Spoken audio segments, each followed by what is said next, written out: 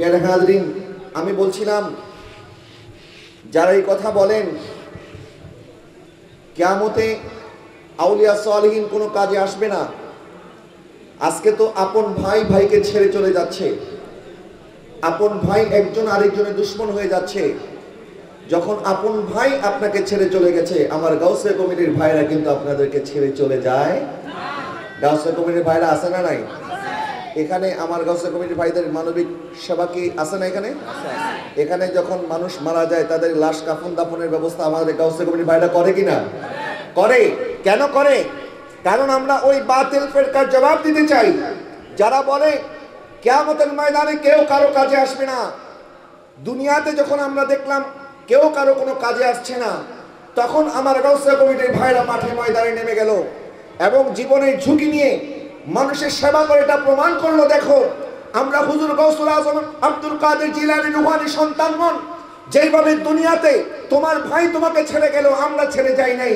কাল কিয়ামতের ময়দানে তোমার ভাই তোমার কোনো কাজে না আসলেও আমার শাহী সাহেব বাগদাদ আব্দুল কাদের জিলানী হুজুর আল্লামা তাইয়্যিব শাহ হুজুর আহমদ শাহ শ্রীকুটি আমাদের কাজে আসবে। কথা বলেন ঠিক কিনা? আল্লাহ পাক বলেছেন আল আখিল্লাহু ইয়াউমা ইযিন বা'দুহুম লিবা'দিন আদু ইল্লাল মুত্তাকিন।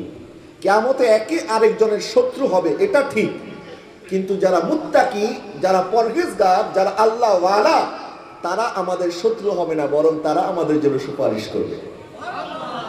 যখন আপন ভাই আপনজনের দুশ্মন, তখন আউলিয়া সালেহীনগণ ওনার মুরিদদেরকে, ওনার ভক্তদেরকে, হুজুর শাহী সাহেব বাগদাদ আব্দুল কাদের জিলানী ওনার মুরিদদেরকে সুপারিশ করবেন, হুজুর শাহী সাহেব কারবালা ইমামে আলী মাকাম সৈয়দুশ শুহাদা সৈয়দুশ শাবাব আহলুল জান্নাহ কাল কিয়ামতের ময়দানে উনি যখন উঠবেন তখন বলবেন, আল্লাহ কারবালার ময়দানে আমি শহীদ হয়েছি, আমার সন্তানকে পানি পান করানোর বদলে এজিদ বাহিনী তীর মেরে শহীদ করে দিয়েছে, আমি এর কোনো বদলা চাই না, এর কোনো প্রতিদান চাই না, আমি একটা প্রতিদান চাই, আমার নানা জানের উম্মতের জন্য কারবালার ময়দানে জীবন দিয়েছি, আজকে আমার রক্তের বদৌলতে আমার নানা জানের উম্মত গুনাহগার উম্মতদেরকে আপনি ক্ষমা করে দেন। আরো জোরে বলুন না সুবহানাল্লাহ। সুতরাং আমরা ইমামে আলী মাকামের যে ইহসান, ওনার যে ঋণ, এটা আমরা কোনোদিন শোধ করতে পারবো না। কারণ ইমাম হুসাইন যদি সেদিন এজিদের হাতে বায়াত গ্রহণ করত, তখন মদ পান করাটা আমাদের জন্য জায়েজ হয়ে যেত। নাউজুবিল্লাহ বলবেন না? ইমাম হুসাইন যদি সেদিন এজিদের হাতে বায়াত গ্রহণ করত, নামাজ তরক করা আমাদের জন্য বৈধ হয়ে যেত। এজিদের হাতে যদি বায়াত গ্রহণ করত, আপন বোনকে বিবাহ করা বৈধ হয়ে যেত। জোরে বলুন নাউজুবিল্লাহ। কারণ এজিদ মদ পান করত, এজিদ বেনামাজি ছিল, এজিদ আপন বোনকে বিয়ে করাকে বৈধতা দিয়েছিল। এখন ইমামে হুসাইন যদি তার হাতে বায়াত গ্রহণ করত, তখন আমরা বলতাম ইমামে হুসাইন হয়ে, ইমামে আলী মাকাম, ইমামে হুসাইন নবীজির শাহজাদা হয়ে উনি যদি একজন জালেমের হাতে বায়াত গ্রহণ করে, তো আমরা করলে অসুবিধা কি? এই কথা আমরা বলতে পারতাম কিনা?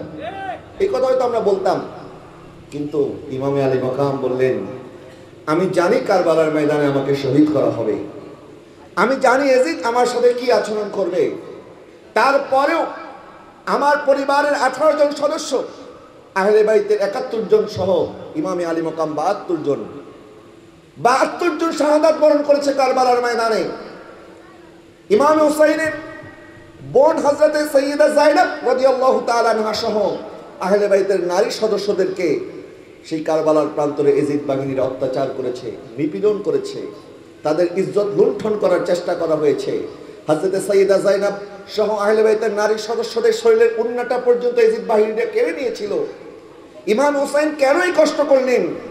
কারণ কিয়ামত পর্যন্ত উম্মতে মুহাম্মাদীকে এই মেসেজ দিয়ে দিতে চায় যে, এই আমার নানা জানের উম্মতরা, দেখো আমি হুসাইন এত কষ্ট করেছি, আমার দুধের সন্তানকে কোরবানি করেছি, আমার বোন আমার কন্যাকে বেসাহারা করে আমি তো চলে যাচ্ছি, কিন্তু একটা মেসেজ তোমাদেরকে দিয়ে যাই, যত অন্যায় হোক না কেন, অন্যায়ের সামনে মাথা নত করবে না, মাথা নত করবে একমাত্র আল্লাহর কাছে।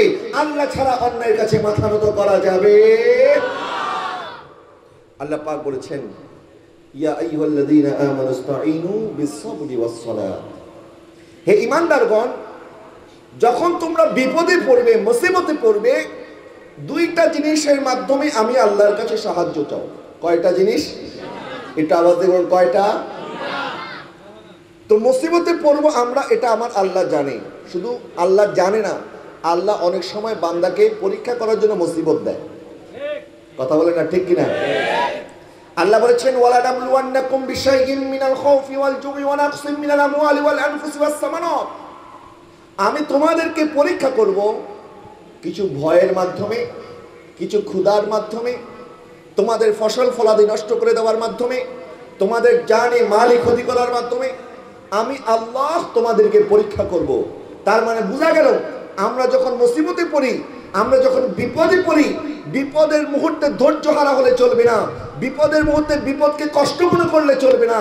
তখন মনে করতে হবে আমার মাওলা, আমার আল্লাহ আমাকে পরীক্ষা করতেছে। আরো জোরে বলুন না সুবহানাল্লাহ।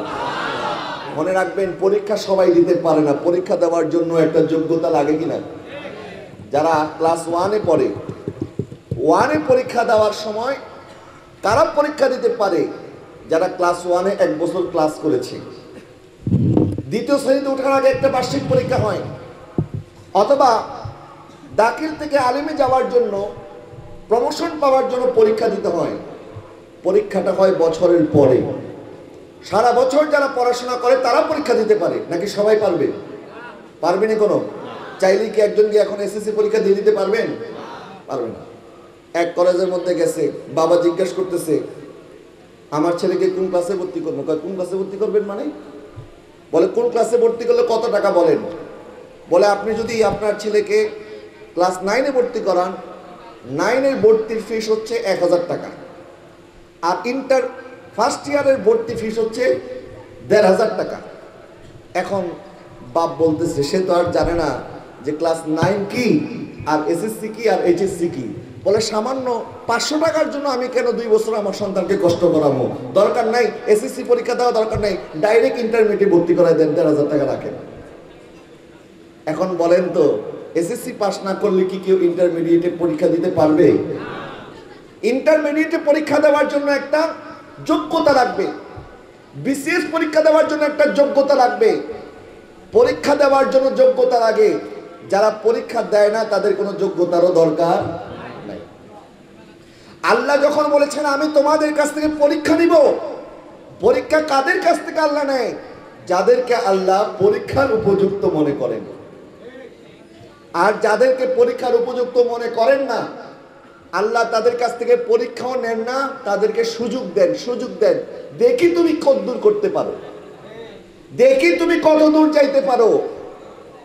আজকে আমরা যদি মনে করি কই আমি গুনার পর গুনাহ করার পরেও তো আল্লাহর কোনো আযাব আসে নাই, গুনার পর গুনাহ করার পরেও কোনো মুসিবত আসে নাই, আমার টাকা পয়সা তো দিনকে দিন বাড়তেই আছে, অবৈধ ইনকাম করার পরেও কই আমি তো রোগ বালাইয়ের শিকার হই নাই, বালা মুসিবতের শিকার হই নাই, তার মানে মনে হয় আমার আল্লাহ এখনো আমার প্রতি নারাজ হয় নাই, আমার প্রতি গোসা হয় নাই।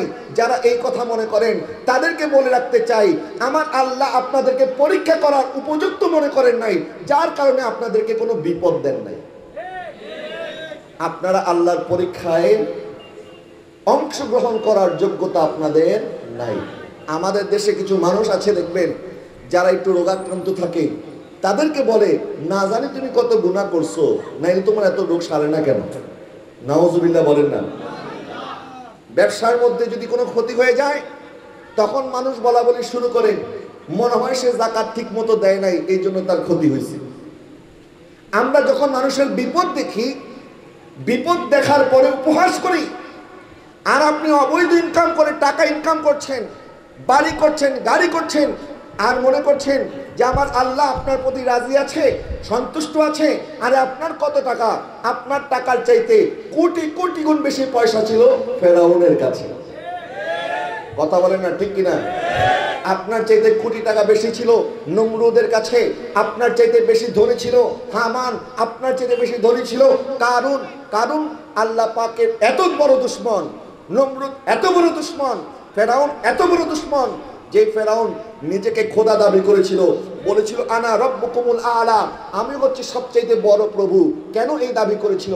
কারণ ফেরাউনের কোনোদিন মাথা ব্যথাও হয় নাই। ফেরাউন বলে আরে আমার তো কোনো রোগ নাই, আমার তো কোনো মুসিবত নাই, মানুষ তার বিপদের কথা আমার কাছে বলে, আমার কোনো বিপদের কথা তো মানুষের কাছে বলতে হয় না, তার মানে মনে হয় আমি খোদা হয়ে গিয়েছি। আরো জোরে বলুন না নাউজুবিল্লাহ। আজকে দেখবেন সমাজের মধ্যে যারা অন্যায় করে, যে সমস্ত মানুষ পাপাচার করে, পাপাচার করার পরে তারা এখন আর মানুষের সামনে লজ্জিত হতে হয় না, বরং এই পাপিষ্ঠদেরকে মানুষ নেতা বানায়। কথা বলে না ঠিক কিনা? সমাজের মধ্যে দেখবেন যারা নেতৃত্ব দিচ্ছে, যারা রাজনৈতিক সুবিধা ভোগ করছে, আমাদের দেশে অনেক পতিতা আছে যারা জেল খাটার পরে যখন জেলখানা থেকে বের হয় তখন তাদের মুখের মধ্যে লজ্জা থাকে না, বরং মুখের মধ্যে হাসি বের হয়ে যায়। জোরে বলুন না নাউজুবিল্লাহ। তো এই হচ্ছে আমাদের অবস্থা। তারা নিজেদেরকে কামিয়াব মনে করছে, গুনার পর গুনাহ করার পরও তাদের মধ্যে কোনো লজ্জা নাই, শরম নাই, হায়া নাই। আমরা বেহায়াদের এমন চরম শিখরে পৌঁছিয়ে গিয়েছি, আমাদের এখন হায়া চলে গেছে। আগে যখন মানুষ গুনাহ করত, গুনাহ করার পরে খেয়াল হইতো যে না জানি আল্লাহর আযাব কোন দিক দিয়ে চলে আসে, আমি তো গুনাহ করে ফেলেছি, সাথে সাথে মানুষ তওবা করত। আর এখন গুনার পর গুনাহ করার পরও সে চিন্তা করে আল্লাহর আযাব তো আসে নাই, গুনাহ করতে থাকি, যতক্ষণ আযাব না আসবে গুনাহ করতে থাকবো। আরে আল্লাহর আযাব না আসাটাই এটা আপনার জন্য আযাব। কথা বলেন না ঠিক কিনা? আল্লাহর আযাব না আসাটাই কি আযাব। কারণ আল্লাহ হয়তো দুনিয়াতে যদি আপনাকে শাস্তি দিতেন, আখিরাতে আপনার জন্য সহজ হয়ে যেত, কিন্তু ওই দুনিয়ার শাস্তির চাইতে আখিরাতের শাস্তি কি কম না বেশি? প্যারা হাদিন যাই হোক, বলছিলাম আল্লাহ পরীক্ষা সবাইকে করে না। যারা ভলেন্টিয়ার আছেন মেহরবানি করে কথা বলবেন না, ভলেন্টিয়ারটা কথা বলবেন না মেহরবানি করে, আপনারা অনেক কথা বলতেছেন। দুরূদ পড়ুন, আল্লাহুম্মা সাল্লি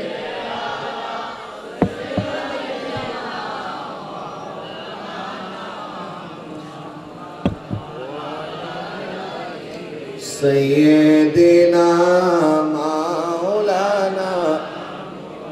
বলছিলাম আল্লাহ পাক বলেছেন আমি তোমাদেরকে পরীক্ষা করব, ভয়ের মাধ্যমে, ক্ষুধার মাধ্যমে, তোমাদের ফসল নষ্ট করে দেওয়ার মাধ্যমে, তোমাদের সন্তানদেরকে কেড়ে নেওয়ার মাধ্যমে এবং তোমাদের জানি মালি ক্ষতি করার মাধ্যমে। আমি আল্লাহ তোমাদেরকে যখন পরীক্ষা করব তখন তোমরা দুইটা জিনিসের মাধ্যমে আমি আল্লাহর কাছে সাহায্য চাও, একটি হচ্ছে সবর, আরেকটি হচ্ছে সালাত। জোরে বলুন সুবহানাল্লাহ।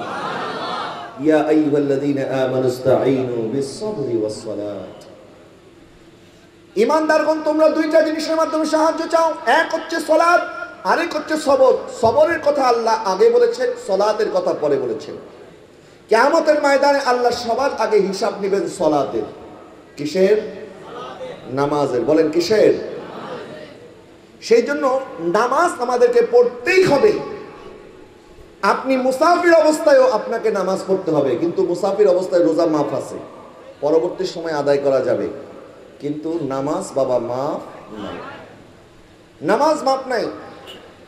আপনি বসে দাঁড়িয়ে না পড়তে পারলে বসে পড়তে হবে, কিন্তু যারা দাঁড়িয়ে পড়ার মতো যোগ্যতা আছে, একটা মাসআলা মনে রাখবেন, আজকাল আমাদের মসজিদগুলির মধ্যে চেয়ারের ব্যবস্থা করা হয় মুসল্লিদের বসার জন্য, অথচ উনি বাজার করে দাঁড়ায়া রাস্তার মধ্যে হেঁটে হেঁটে মসজিদে আসলো, কিন্তু যখন ইমাম সাহেব নামাজের জন্য দাঁড়িয়ে যায় তখন ওই লোক বলে আমার কোমরের ব্যথা, আমার পায়ের ব্যথা, আমার বাতের ব্যথা, নানান বাহানা দিয়ে তিনি বসে বসে নামাজ পড়েন।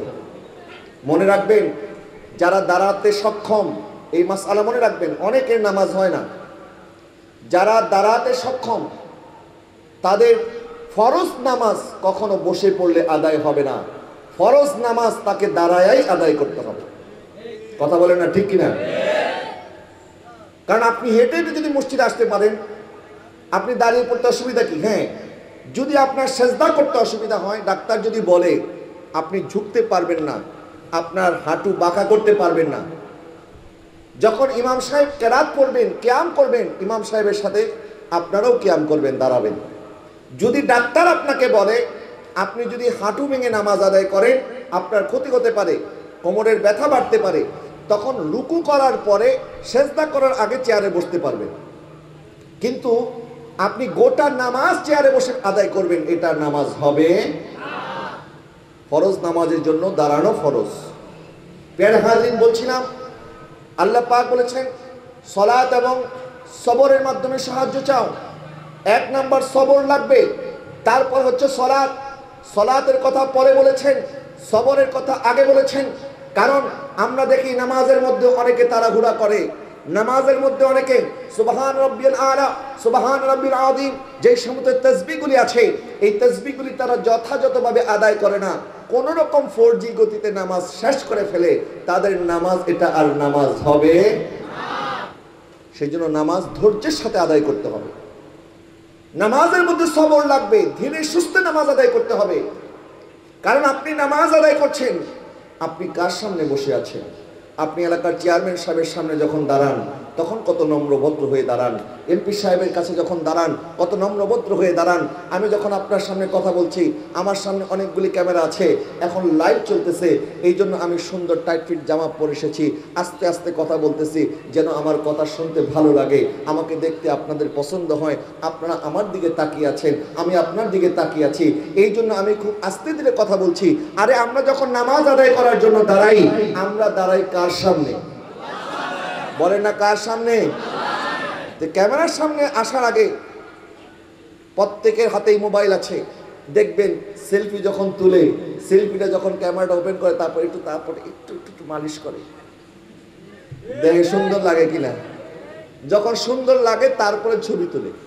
আরে তোমার এই ছবি মাত্র কয়েকজন মানুষ দেখবে, তোমার এই ছবি কয়েকজন মানুষ দেখে তারা যেন তোমাকে লাইক করে, এই জন্য তুমি ছবি তোলার আগে কত সুন্দর করে পোজ দিয়ে ছবি তোলো। আর নামাজে যখন দাঁড়াও, তুমি তো মাওলার সামনে দাঁড়িয়ে আছো, আল্লাহর সামনে দাঁড়িয়ে আছো, তখন নামাজের মধ্যে কেন মনোযোগ থাকে না? নামাজের মধ্যে আমাদের মনোযোগ ধরে রাখা দরকার আছে কি আছে না? এখন থেকে মেহেরবানি করে নামাজের মধ্যে অন্য কোনো খেয়াল করবেন না। কারণ যখন আপনি নামাজ আদায় করেন, আমার আল্লাহ আপনার দিকে চেয়ে থাকে। আর যখন সূরা ফাতিহা তেলাওয়াত করেন, আমার নবী বলেন আমার বান্দা যখন সূরা ফাতিহা তেলাওয়াত করে, আমার বান্দা অর্ধেক বলে, বাকি অর্ধেক জবাব রব্বুল আলামিন দান করে। সূরা ফাতিহা আমরা আদায় করার সময় আল্লাহ আমাদের কথা শুনে এবং জবাব দান করে। এই জন্য নামাজের মধ্যে খুশু লাগবে, তাকওয়া লাগবে, পরহেজগারিতা লাগবে, সবর লাগবে। প্যারে হাজরিন, কারবালার ময়দানে ইমাম হুসাইনও বিপদে পড়েছেন। ইমাম হুসাইনের উপরে অনেক বড় বিপদ এসেছে। এই বিপদের সময় ইমামে আলী মকাম অধৈর্য হয় নাই। ইমামে আলী মকাম আল্লাহকে বলে নাই, আল্লাহ আপনি আমাকে কেন এত বড় বিপদ দিয়েছেন, কেন এত বড় মুসিবত দিয়েছেন? বরং আল্লাহ ইমামে আলী মাকামকে বিপদ দিবেন এটা আমার নবী জানতেন, এবং নবী দোয়া করেছেন ইমাম হুসাইনের জন্য, আল্লাহুম্মা আতাল হুসাইনা সাবরান ওয়া আজরা। আল্লাহ আপনি আমার হুসাইনকে কারবালার ময়দানে সবরও দান করিয়েন এবং আজরও দান করিয়েন। সুবহানাল্লাহ। কি অবস্থা আপনাদের? এমন ছুটাছুটি কেন? আমাদের ভলান্টিয়ার ভাইরা, আপনারা তো সুশৃঙ্খল ভাবে বসবেন, আপনারা তো লড়াচড়ি কোনো করতেছেন, কি সমস্যা আপনাদের? এরকম হলে আমি আর ওয়াজ করবো না। কিন্তু এখানে মুসল্লিরা বসে আছেন আর আপনারা তো ছোটাছুটি করতেছেন কেন? দুশো বলে আল্লাহুম্মা সাল্লি আলা সাইয়্যিদিনা মুহাম্মাদ ওয়া আলা আলি সাইয়্যিদিনা আল্লাহ আল্লাহ আল্লাহ লা ইলাহা ইল্লাল্লাহ আল্লাহ আল্লাহ আল্লাহ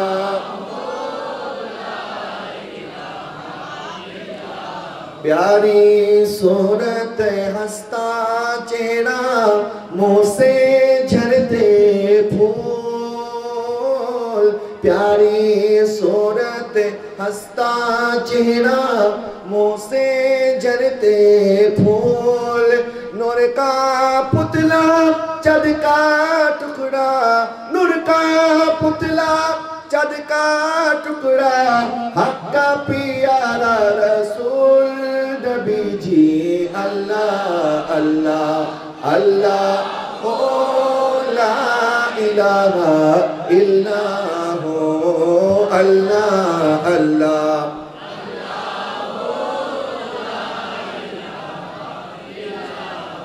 এই মাহফিল তো প্রতি বছর হয় নাকি, না এই বছর প্রথম? প্রতি বছর হয় না তো আপনাদের এই এলাকায় এটা তো প্রথম মাহফিল না, তো আপনার কেন, আপনাদের অভিজ্ঞতা আছে, আপনারা জানেন কি করে মাহফিল শৃঙ্খলা বজায় রাখতে হয়। মেহেরবানি করে কেউ উঠা বসা করবেন না।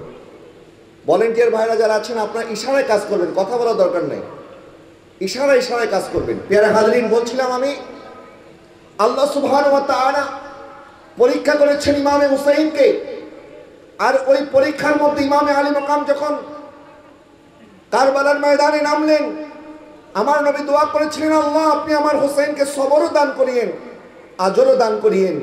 কারবালায় 10 দিন যাবত ইমামে আলী মাকামকে অবরুদ্ধ করে রাখা হয়েছে।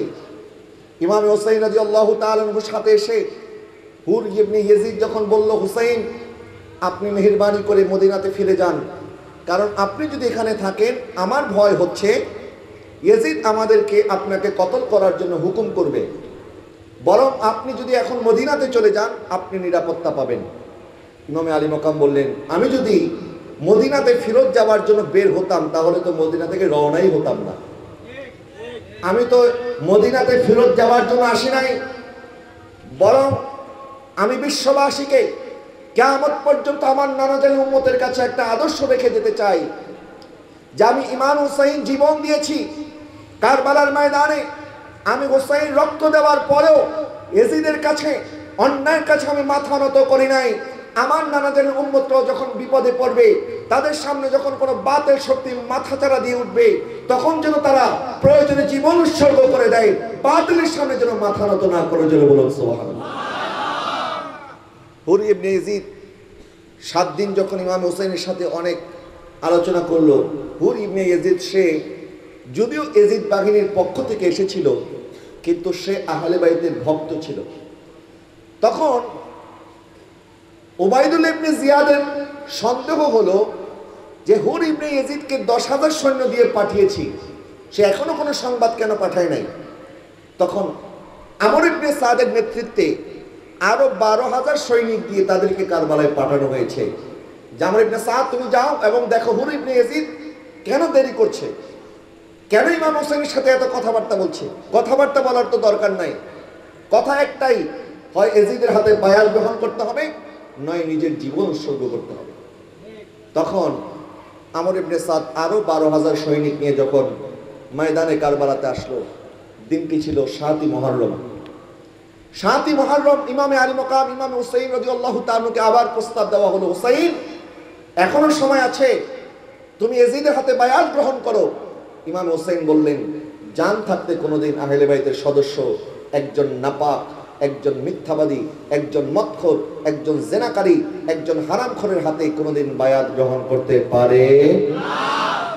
আজকে যারা ইয়াজিদকে ভালো মানুষ বলেন, বলেন ইয়াজিদ নাকি 100 রাকাত নামাজ পড়তেন, নাউজুবিল্লাহ বলেন। আজকে অনেকে ইয়াজিদের নাম নেওয়ার আগে বলে হযরত ইয়াজিদ, আরো জোরে বলুন না নাউজুবিল্লাহ। তার মানে বোঝা গেল ইয়াজিদের রূহানি সন্তানরা এখনো আছে। ইয়াজিদ মরে গেছে, ইয়াজিদের সন্তান এখনো আছে। আমরা বলি ইমামে আলী মাকাম ইমামে হুসাইন উনিও কারবালার ময়দানে শহীদ হয়েছে।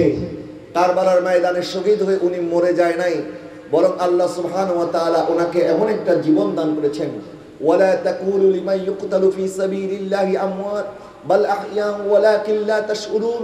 আল্লাহ বলেন যারা আল্লাহর রাস্তায় শাহাদাত বরণ করে খবরদার তাদেরকে মৃত বলা যাবে না, বরং তারা জীবিত। আরেক আয়াত আল্লাহ পাক বলেছেন, ওয়ালা তাহসাবান্নাল্লাযীনা কুতিলু ফি সাবিলিল্লাহি আমওয়াত, যারা আল্লাহর রাস্তায় শাহাদাত বরণ করে খবরদার তাদেরকে মৃত বলা তো দূরের কথা, তাদেরকে তোমরা মৃত বলে ধারণাও করিও না। ইয়াজিদ মরে গেছে, ইয়াজিদ মারা গেছে, ইয়াজিদ মাটির সাথে মিশে গেছে। কারবালার ময়দানে ইমাম হুসাইন শাহাদাত বরণ করেছে, কিন্তু ইমাম হুসাইন মরে যায় নাই, বরং কিয়ামত পর্যন্ত আল্লাহ ওনাকে জীবন দান করেছে। কথা বলেন না ঠিক কিনা? যারা নিজেদেরকে আজকে এই কথা বলছেন, ইয়েজিদের নামের আগে হযরত সম্বোধন করে ইয়েজিদকে সম্মানিত করার চেষ্টা করছেন, আচ্ছা বলেন তারা কি নিজের সন্তানের নাম কোনোদিন ইয়েজিদ রাখবে? তার সন্তানের নাম ইয়েজিদ রাখবে না। অথচ ইয়েজিদের দালালি করে। আবার ইয়েজিদের দালালি করার সময় দেখবেন তারা আগের ডানে বামে তাকিয়ে তারপরে দালালি করে, কারণ তাদের মনের মধ্যে ভয়, যদিও অন্তরে ইয়েজিদের প্রেম আছে, মুখে বলতে তাদের শরম লাগে, ঠিক কিনা? অন্তরে কিন্তু ইয়েজিদের প্রেম আছে। প্রেম যদি না থাকে তাহলে ইয়েজিদের নামের আগে হযরত কেন বলবে? আমরা যখন ইমামে হুসাইনের নামের আগে ইমাম বলি, আমাদেরকে বলে তোমরা হুসাইনের নামের আগে ইমাম কেন বলো? আবু বকরের নামের আগে ইমাম বলো না, ওমরের নামের আগে ইমাম বলো না, ওসমানের নামের আগে ইমাম বলো না, হুসাইনের নামের আগে কেন ইমাম বলো? আমরা ইমাম হুসাইনকে ইমাম বললে দোষ। এই মসজিদে যিনি নামাজ পড়ান ওনাকেও আমরা কি বলি? বলেন না, ইমাম বলি কিনা? মসজিদের ইমামকে ইমাম বললে গায়ে লাগে না, আর সকল ইমামদেরকে ইমামে হুসাইনকে ইমাম বলে কষ্ট লাগে। বলে আবু বকর সিদ্দিককে কেন ইমাম বলে না? আবু বকর সিদ্দিককে ইমাম কেন বলবো?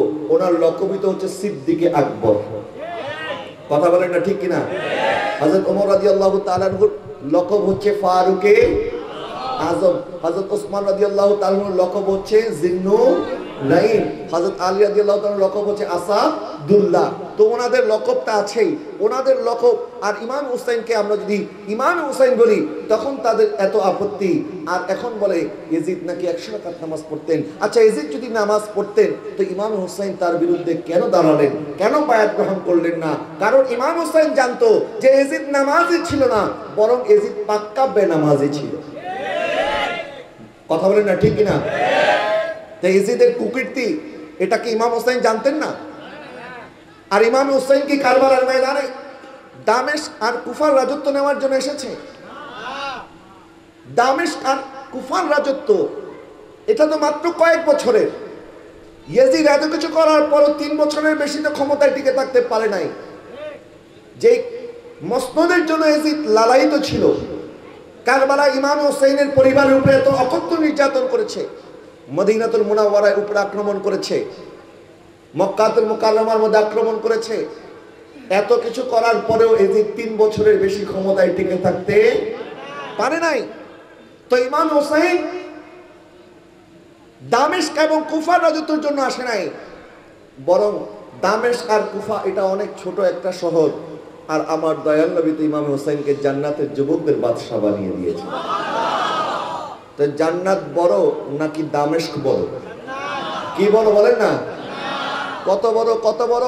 যদি আমি তুলনা করি, আপনাদেরকে বোঝানোর জন্য যদি বলি, আমি যদি বঙ্গোপসাগরে গিয়ে পানি তোলার জন্য একটা সোনামুখী সুই দিয়ে পানি তোলার চেষ্টা করি, কতটুকু পানি উঠবে? কয় বালতি উঠবে? সোনামুখী সুই দিয়ে পানি উঠাইতে গেলে কি পানি উঠবে? পানি উঠবে না। অনু পরিমাণ পানিও যদি উঠে, তাহলে আমি যদি বলি ওই অনুটা, ওই সামান্য পানি যদি হয় দামেস্ক, আর গোটা বঙ্গোপসাগর হচ্ছে জান্নাত। বরং ওই সামান্য পানি যেটাকে দুনিয়ার সাথে তুলনা করলাম, আর বঙ্গোপসাগরকে যদি জান্নাতের সাথে তুলনা করি তারপরেও কম হয়ে যাবে। এরকম অসংখ্য বঙ্গোপসাগর একসাথে করলো জান্নাতের সমান। অনেক বড় জান্নাত, অনেক বড় জান্নাত। আর ইমাম হুসাইন কি সামান্য এই দামেস্কের রাজত্বের জন্য, কুফার রাজত্বের জন্য আসবেন? না না, ইমাম হুসাইন রাজত্বের জন্য আসে নাই, ইমাম হুসাইন যুদ্ধ করার জন্য আসে নাই। যদি যুদ্ধ করার জন্য আসতেন তাহলে ইমাম হুসাইন কখনো ওনার কোলের বাচ্চা, ওনার দুধের সন্তান আলী আসগরকে সাথে আনতেন না, ওনার সন্তান হযরতে সাকিনাকে সাথে আনতেন না, ওনার বোন হযরতে জাইনাবকে সাথে আনতেন না, ওনার স্ত্রী হযরতে শাহের বানুকে সাথে আনতেন না, ওনার পরিবারের নারী সদস্যদেরকে সাথে আনতেন না। বরং যখন ইমাম হুসাইন মক্কাতুল মুকাররমা থেকে কুফার দিকে রওনা হয়েছে, তখন ইবনে আদি বিন রাবিয়া হযরতে একজন সাহাবী, উনি ইমামে আলী মাকাম ইমাম হুসাইনকে বললেন, ও ইমাম হুসাইন, আমার কাছে 30,000 সৈন্যবাহিনী আছে, আপনি যদি চান তাহলে আপনাকে কুফা যাওয়া দরকার নেই, এই মক্কা থেকে আমরা দামেস্কে গিয়ে ওই ইয়েজিদকে পরাজিত করব। ইমাম হুসাইন বলে, না না, আমি আমার নানা জানের উম্মতের রক্তপাত দেখতে চাই না, আমি এজিদের সাথে রক্তপাত করতে চাই না, আমি রক্তপাতের পক্ষে নই। তবে কুফাবাসী আমাকে দাওয়াত করেছে, আমি চাই তাদের দাওয়াত কবুল করে কুফায় যাওয়ার জন্য। নারে তাকবীর, নারে রিসালাত, নারে গাউসিয়া। প্রধান অতিথির আগমন, প্রধান অতিথির আগমন। আলহামদুলিল্লাহ, আমাদের মাঝে এসে উপস্থিত হয়েছেন আজকের অনুষ্ঠানের সম্মানিত প্রধান অতিথি, গাউসিয়া কমিটি বাংলাদেশ কেন্দ্রীয় পরিষদের সম্মানিত যুগ্ম মহাসচিব জনাব অ্যাডভোকেট মোসাফউদ্দিন বখতিয়ার। আমাদের সম্মুখে এসে আরো উপস্থিত হয়েছেন আজকের অনুষ্ঠানের সম্মানিত বিশেষ অতিথি, গাউসিয়া কমিটি বাংলাদেশ পটিয়া উপজেলা পূর্ব পরিষদের সম্মানিত সভাপতি জনাব এম মাহবুবুল আলম এম কম সাহেব। আমি ওনাদেরকে বিশেষ অতিথির আসন অলঙ্কৃত করার জন্য বিনীতভাবে অনুরোধ জানাচ্ছি। সকলে বলুন মারহাবা। আর একটু মহব্বত আওয়াজে বলুন না মারহাবা। আজকের মাহফিলের সম্মানিত মেহমানে আলা, প্রধান অতিথি, গাউসিয়া কমিটি বাংলাদেশের মাননীয় যুগ্ম মহাসচিব, আহলে সুন্নাত ওয়াল জামাত বাংলাদেশের সম্মানিত মুখপাত্র এবং এই করোনাকালীন মানবিক টিমের সম্মানিত প্রধান সমন্বয়ক, যার ডাকে সাড়া দিয়ে আজকে চট্টগ্রাম সহ সারা বাংলাদেশের অসংখ্য ভাইয়েরা, আমার গাউসিয়া কমিটির ভাইরা, কলেজ ইউনিভার্সিটির পড়ুয়া ভাইরা, তারা জীবনের মায়া ত্যাগ করে আজকে করোনা রোগীদের সেবা দেওয়ার জন্য মাঠে ময়দানে নেমে এসেছেন। এবং যিনি সর্বপ্রথম ডাক দিয়েছিলেন, শত ব্যস্ততার মধ্যে আজকে আপনাদের মাহফিলে উপস্থিত হয়েছেন, আল্লাহ পাক ওনাকে যেন হায়াতে তাইয়্যিবা দান করে, সকলে বলুন আমিন। আল্লাহ যেন ওনাকে আরো দীর্ঘ সময় খেদমত করার তৌফিক দান করে, সকলে বলুন আমিন। প্যারা হাজরিন, মেহমানে আলা চলে এসেছেন, ওনাকে বসিয়ে রেখে আসলে আলোচনা করাটা সমীচীন নয়। তারপরেও যেহেতু আপনারা আমাকে সময় দিয়েছেন, এই জন্য আমি আমার সময়ের মধ্যে মেহমানে আলার বিরক্তির কারণ হব না, উনি ওনার মূল্যবান আলোচনা করবেন ইনশাআল্লাহ তাআলা আযজা ওয়া জাল। যথাসময়ে উনি আলোচনা শুরু করবেন, তার পূর্ব মুহূর্তে আমি আপনাদের খেদমতে আরজ করছিলাম, কারবালার ময়দানে ইমামে আলী মাকাম যুদ্ধ করার জন্য যায় নাই। যদি যুদ্ধ করার জন্য যাইতেন তাহলে নারী সদস্যদেরকে আনতেন না। যদি যুদ্ধ করার জন্য যাইতেন ওনার কোলের সন্তান হযরত আলী আসগরকে সাথে আনতেন না, বরং কারবালার ময়দানে ইমাম হুসাইন, ইমামে আলী মাকাম শান্তি প্রতিষ্ঠার জন্য গিয়েছেন।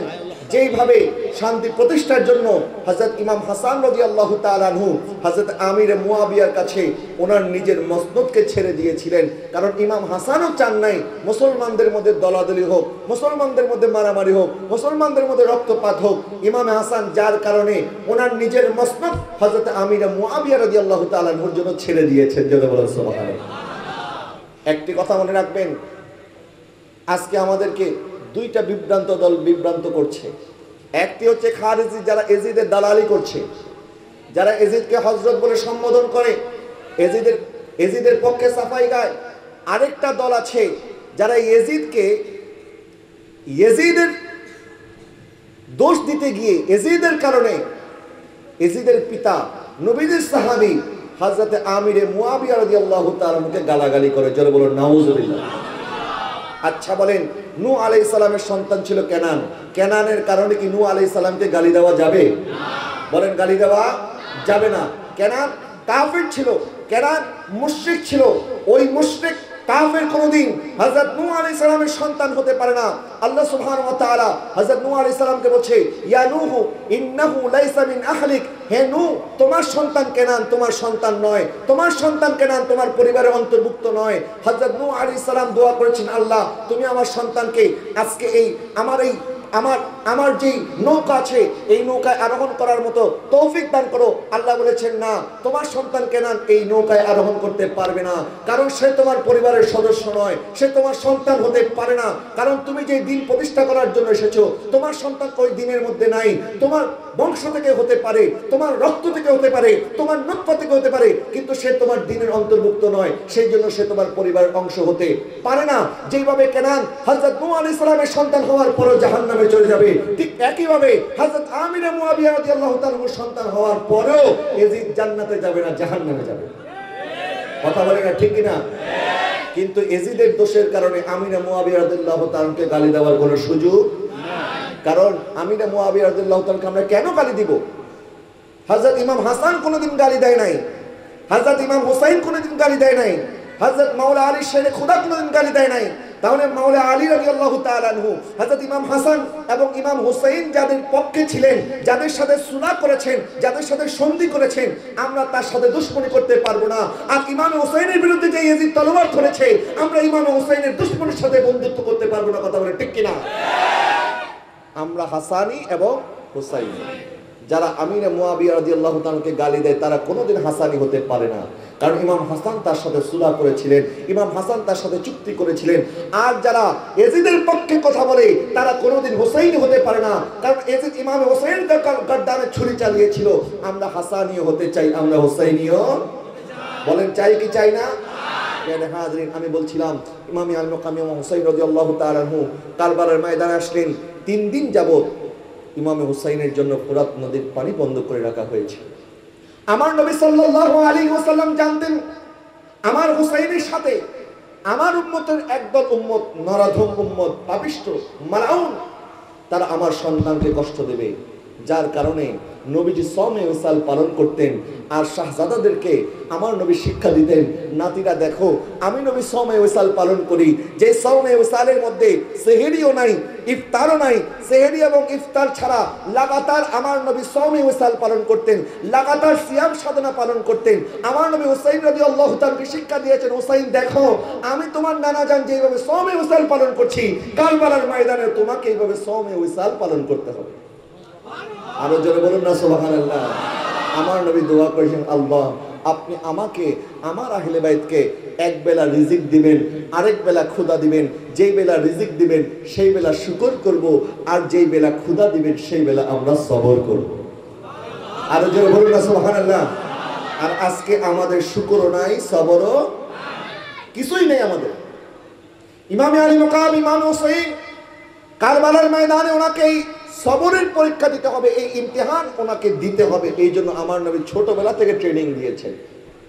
হযরত ফাতেমা জাহরা মান্নত করেছিলেন, আল্লাহ আমার সন্তান হাসান হুসাইন অসুস্থ হয়ে গেছে, তারা যদি সুস্থ হয় তাহলে আমরা স্বামী স্ত্রী, আমি এবং হযরত আলী 3টা রোজা রাখবো।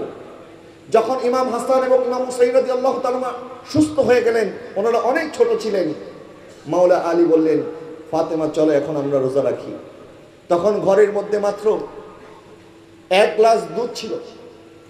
2 জন মিলে ভাগাভাগি করে 1 গ্লাস দুধ খেয়ে সেহরি করবেন। এর মধ্যে ইমাম হুসাইন ইমাম হাসান ঘুম থেকে জাগ্রত হয়ে গিয়ে বললেন, আম্মা জান আজকে শুধু আপনারা রোজা রাখবেন না, আপনাদের সাথে আমরাও রোজা রাখবো। যেমন ফাতেমা তেমন হাসনাইনে কারিমাইন, যেমন মা তেমন সন্তান, মা যেমন হবে সন্তান তো তেমনই হবে। এই জন্য আলা হযরত বলেছেন, তেরে নসলে পাক মে হে বাচ্চা বাচ্চা নূর কা, তু হে আইনে নূর তেরা সব ঘরানা নূর কা। যখন বাহানা ধরেছেন আব্বা আম্মা আপনারা শুধু রোজা রাখবেন, হবে না আমরাও রোজা রাখবো। যখন ওনারা রোজা রাখলেন 4 জন মিলে 1 গ্লাস দুধ পান করে রোজা পালন শুরু করলেন। তারপরে সেহরি করলেন। ইফতার করার সময় ওনাদের ঘরে উপযুক্ত খাবার ছিল না। মাওলায়ে কায়নাত মাওলা আলী রাদিয়াল্লাহু তাআলা আনহু উনি যখন এক ইহুদির ঘরে কাজ করে সামান্য জব নিয়ে আসলেন, জব থেকে হযরত ফাতেমা জাহরা আটা বানালেন। আটা বানিয়ে 2টা রুটি বানানোর পরে যখন ইফতারি করার জন্য 4 জন বসেছেন, এর মধ্যে হযরত বেলাল রাদিয়াল্লাহু তাআলা আনহুর আযানের অপেক্ষায় ছিলেন, কখন বেলাল আযান দেবে আর ওনারা ইফতার করবেন। ইফতারের আগ মুহূর্তে বাইরে থেকে একটা আওয়াজ এসেছে, ও ফাতেমা, ও শাহজাদিয়ে কওনাইন, ও নবীর বেটি, আমি একজন মিসকিন, আমাকে কিছু খাবার দান করো। হযরত মাওলা আলী রাদিয়াল্লাহু তাআলা আনহু ফাতেমা জাহরা রাদিয়াল্লাহু তাআলা আনহার দিকে তাকালেন, বললেন, সামান্য 1 গ্লাস দুধ খেয়ে আমরা 4 জন সেহরি করেছিলাম, আর এত কষ্ট করে ইহুদির ঘরে কাজ করে জব নিয়ে এসেছি, আর তুমি সামান্য 2টা রুটি আমাদের জন্য তৈরি করেছো। এখন তো মিসকিন চলে এসেছে, কি করা যায়? যখন একজন আরেকজনের দিকে তাকিয়ে আছে, তখন হাসনাইনে কারিমাইন ইমাম হাসান ইমাম হুসাইন রাদিয়াল্লাহু তাআলা আনহু মাওলা আলীর সামনে থেকে রুটিটা নিয়ে ওই মিসকিনকে দান করে দিলেন।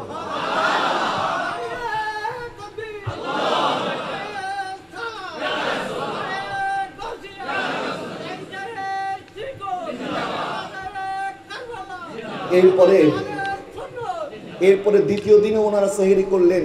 ইফতার করার সময় আগের ঘটনার মতো দ্বিতীয় দিন এতিম আসলো, বলল ও ফাতেমাতে জাহরা, আমি একজন এতিম, আর আপনার আব্বাজানও তো এতিম ছিল, আপনার আব্বাজানের ওয়াসিতা আমাকে কিছু খাবার দেন। দ্বিতীয় দিনের ইফতারটা ওই এতিমকে দিয়ে দেওয়া হলো। তৃতীয় দিন যখন রোজা রেখেছে, তৃতীয় দিন ইফতার করার সময় একই ঘটনা, আসামি এসেছে, মাত্র জেলখানা থেকে ছাড়া পেয়েছে, বলে ও ও ফাতেমাতে জাহরা, ও হাসান হুসাইনের আম্মা, ও আমার ফাতেমা, ও আমার নবীর শাহজাদি, আমি একজন আসামি, মাত্র কারাগার থেকে ছাড়া পেয়েছি, আমাকে কেউ কিছু দান করতে রাজি নাই, তোমাদের দরবার এসেছি, কারণ আমি জানি তোমাদের দরজা থেকে কেউ খালি হাতে ফেরত যায় না। আমার হাসনাইনে কারিমাইন তৃতীয় দিনের ইফতারটাও ওই আসামিকে দান করে দিল। 3 দিন যাবত ওনারা পানি খেয়ে সেহরি করছে, পানি খেয়ে ইফতার করছে।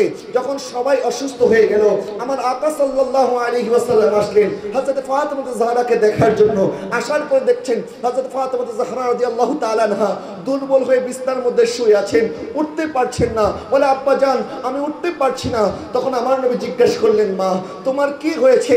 ফাতেমা জাহরা জবাব দেওয়ার আগেই আমার আল্লাহ জিবরিলকে পাঠিয়ে দিলেন এবং জিবরিলকে বললেন, জিবরিল যাও, আমার নবীর শাহজাদি 3 দিন যে আমল করেছে আমি আল্লাহর পক্ষ থেকে ঘোষণা নিয়ে যাও, আমার নবীকে জানিয়ে দাও। ওয়ায়ুতিমুনা তুআমা আলা হুব্বিহি মিসকিনা ওয়া ইয়াতীমা ওয়া আসীরা, আমার নবীর শাহজাদি এবং হাসনাইনে কারিমাইন এবং মাওলা আলী হযরত আলী রাদিয়াল্লাহু তাআলা আনহু 3 দিন যে আমল করেছে, এই 3 দিন আমল আমার আল্লাহর বড় পছন্দ হয়ে গেছে। আমার নবী বলেন, ও আলী, ফাতেমা, হাসনাইনে কারিমাইন 3 দিন তোমরা যে আমল করেছো এটা আমার আল্লাহরও পছন্দ হয়েছে, আমি নবীরও পছন্দ হয়ে গেছে। ইমাম আলী মাকাম ইমাম হুসাইন ছোটবেলা থেকে ট্রেনিং নিয়েছেন, ছোটবেলা থেকে ধৈর্যের পরীক্ষা দিয়েছেন। আমার নবী তাদেরকে প্রস্তুত করেছেন, হুসাইন কারবালার ময়দানের জন্য প্রস্তুত হও। 3 দিন যাবত সেহরি এবং ইফতার না করে কি করে থাকতে হয় আমার নবী সেটা ট্রেনিং দিয়েছেন।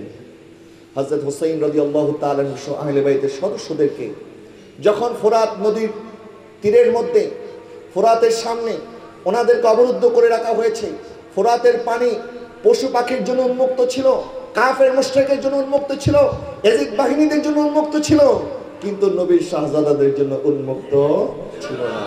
যেই ঘরের মধ্যে কোরআন নাজিল হয়েছে, যেই ঘরের মধ্যে সকাল সন্ধ্যা ফেরেশতারা নাজিল হয়েছে, যেই ঘরে প্রবেশ করার আগে হযরত জিবরিল আলাইহিস সালাম ওনাদের কাছ থেকে অনুমতি প্রার্থনা করেছে, ওই ঘরের শাহজাদাদের সাথে এই এজিদ বাহিনী নরদম এত অন্যায়, এত জুলুম করেছে, তাদের অন্তরের মধ্যে নবীর পরিবারের প্রতি সামান্যতম ভালোবাসা জাগ্রত হয় নাই। যখন কারবালার ময়দানে ইমাম হুসাইন বারবার বলেছিল, এজিদ বাহিনীরা তোমরা কি জানো না আমার নবী আমাকে পিঠে চড়িয়েছে, আমার নবী আমাকে বুকে আদর করেছে, আমার নবী আমাকে কতবার চুমু খেয়েছে, আমার নবী আমাকে সাইয়্যিদুশ শাবাবে আহলিল জান্নাত ঘোষণা করেছে, কেন আমার সাথে দুশমনি করছো, কেন আমার সাথে অন্যায় করছো, কেন আমার রক্ত দ্বারা নিজেদের হাতকে রঞ্জিত করছো? কাল কিয়ামতের ময়দানে তো আমার নানা জানের সুপারিশের জন্য, আমার নানা জানের শাফাতের জন্য তোমাদেরকে দাঁড়াতে হবে। কাল কিয়ামতের ময়দানে তো আমার নানা জানের হাত মোবারক থেকে হাউজে কাউসারের পানি পান করার জন্য তোমাদেরকে দাঁড়াতে হবে। কিন্তু এজিদ বাহিনীরা অন্ধ হয়ে গিয়েছিল, দুনিয়ার লোভে পাগল হয়ে গিয়েছিল, তাদের কাছে এই কথাগুলি তাদের মাথার মধ্যে ঢুকে নাই, তাদের কলমের মধ্যে ঢুকে নাই। একজন ছিল হুর ইবনে ইয়াজিদ, এজিদ বাহিনীর একজন সদস্য ছিল, সে বলছে, হুসাইন তুমি আমাকে এই কথা বলছো, এখন আমি যদি এজিদ বাহিনীর পক্ষ ত্যাগ করে তোমার পক্ষে চলে আসি, বলো তুমি আমাকে কি দিবে? ইমাম হুসাইন বলে, তুমি যদি চলে আসতে পারো আমি তোমাকে জান্নাত দান করব। আরো জোরে বলুন না সুবহানাল্লাহ। হুর ইবনে ইয়াজিদ জানে, এখন আমি যদি 22,000-এর পক্ষ ত্যাগ করে 72 জনের পক্ষে চলে যাই, নিশ্চিত আমাকে মৃত্যুবরণ করতে হবে, নিশ্চিত আমাকে শহীদ হতে হবে। কিন্তু হুর ইবনে ইয়াজিদ বললেন, আমি তোমাদের মতো ইয়াজিদের সামনে, বাতিলের সামনে মাথা নত করে থাকতে চাই না, বরং হুসাইনের মতো বীর পুরুষের মতো দুনিয়া থেকে শাহাদাত বরণ করে জান্নাতে চলে যেতে চাই। আরো জোরে বলুন না সুবহানাল্লাহ। প্যারে হাজরিন, ইমাম আলী মাকাম ইমাম হুসাইন রাদিয়াল্লাহু তাআলা আনহু ধৈর্যের পরীক্ষা দিয়েছেন।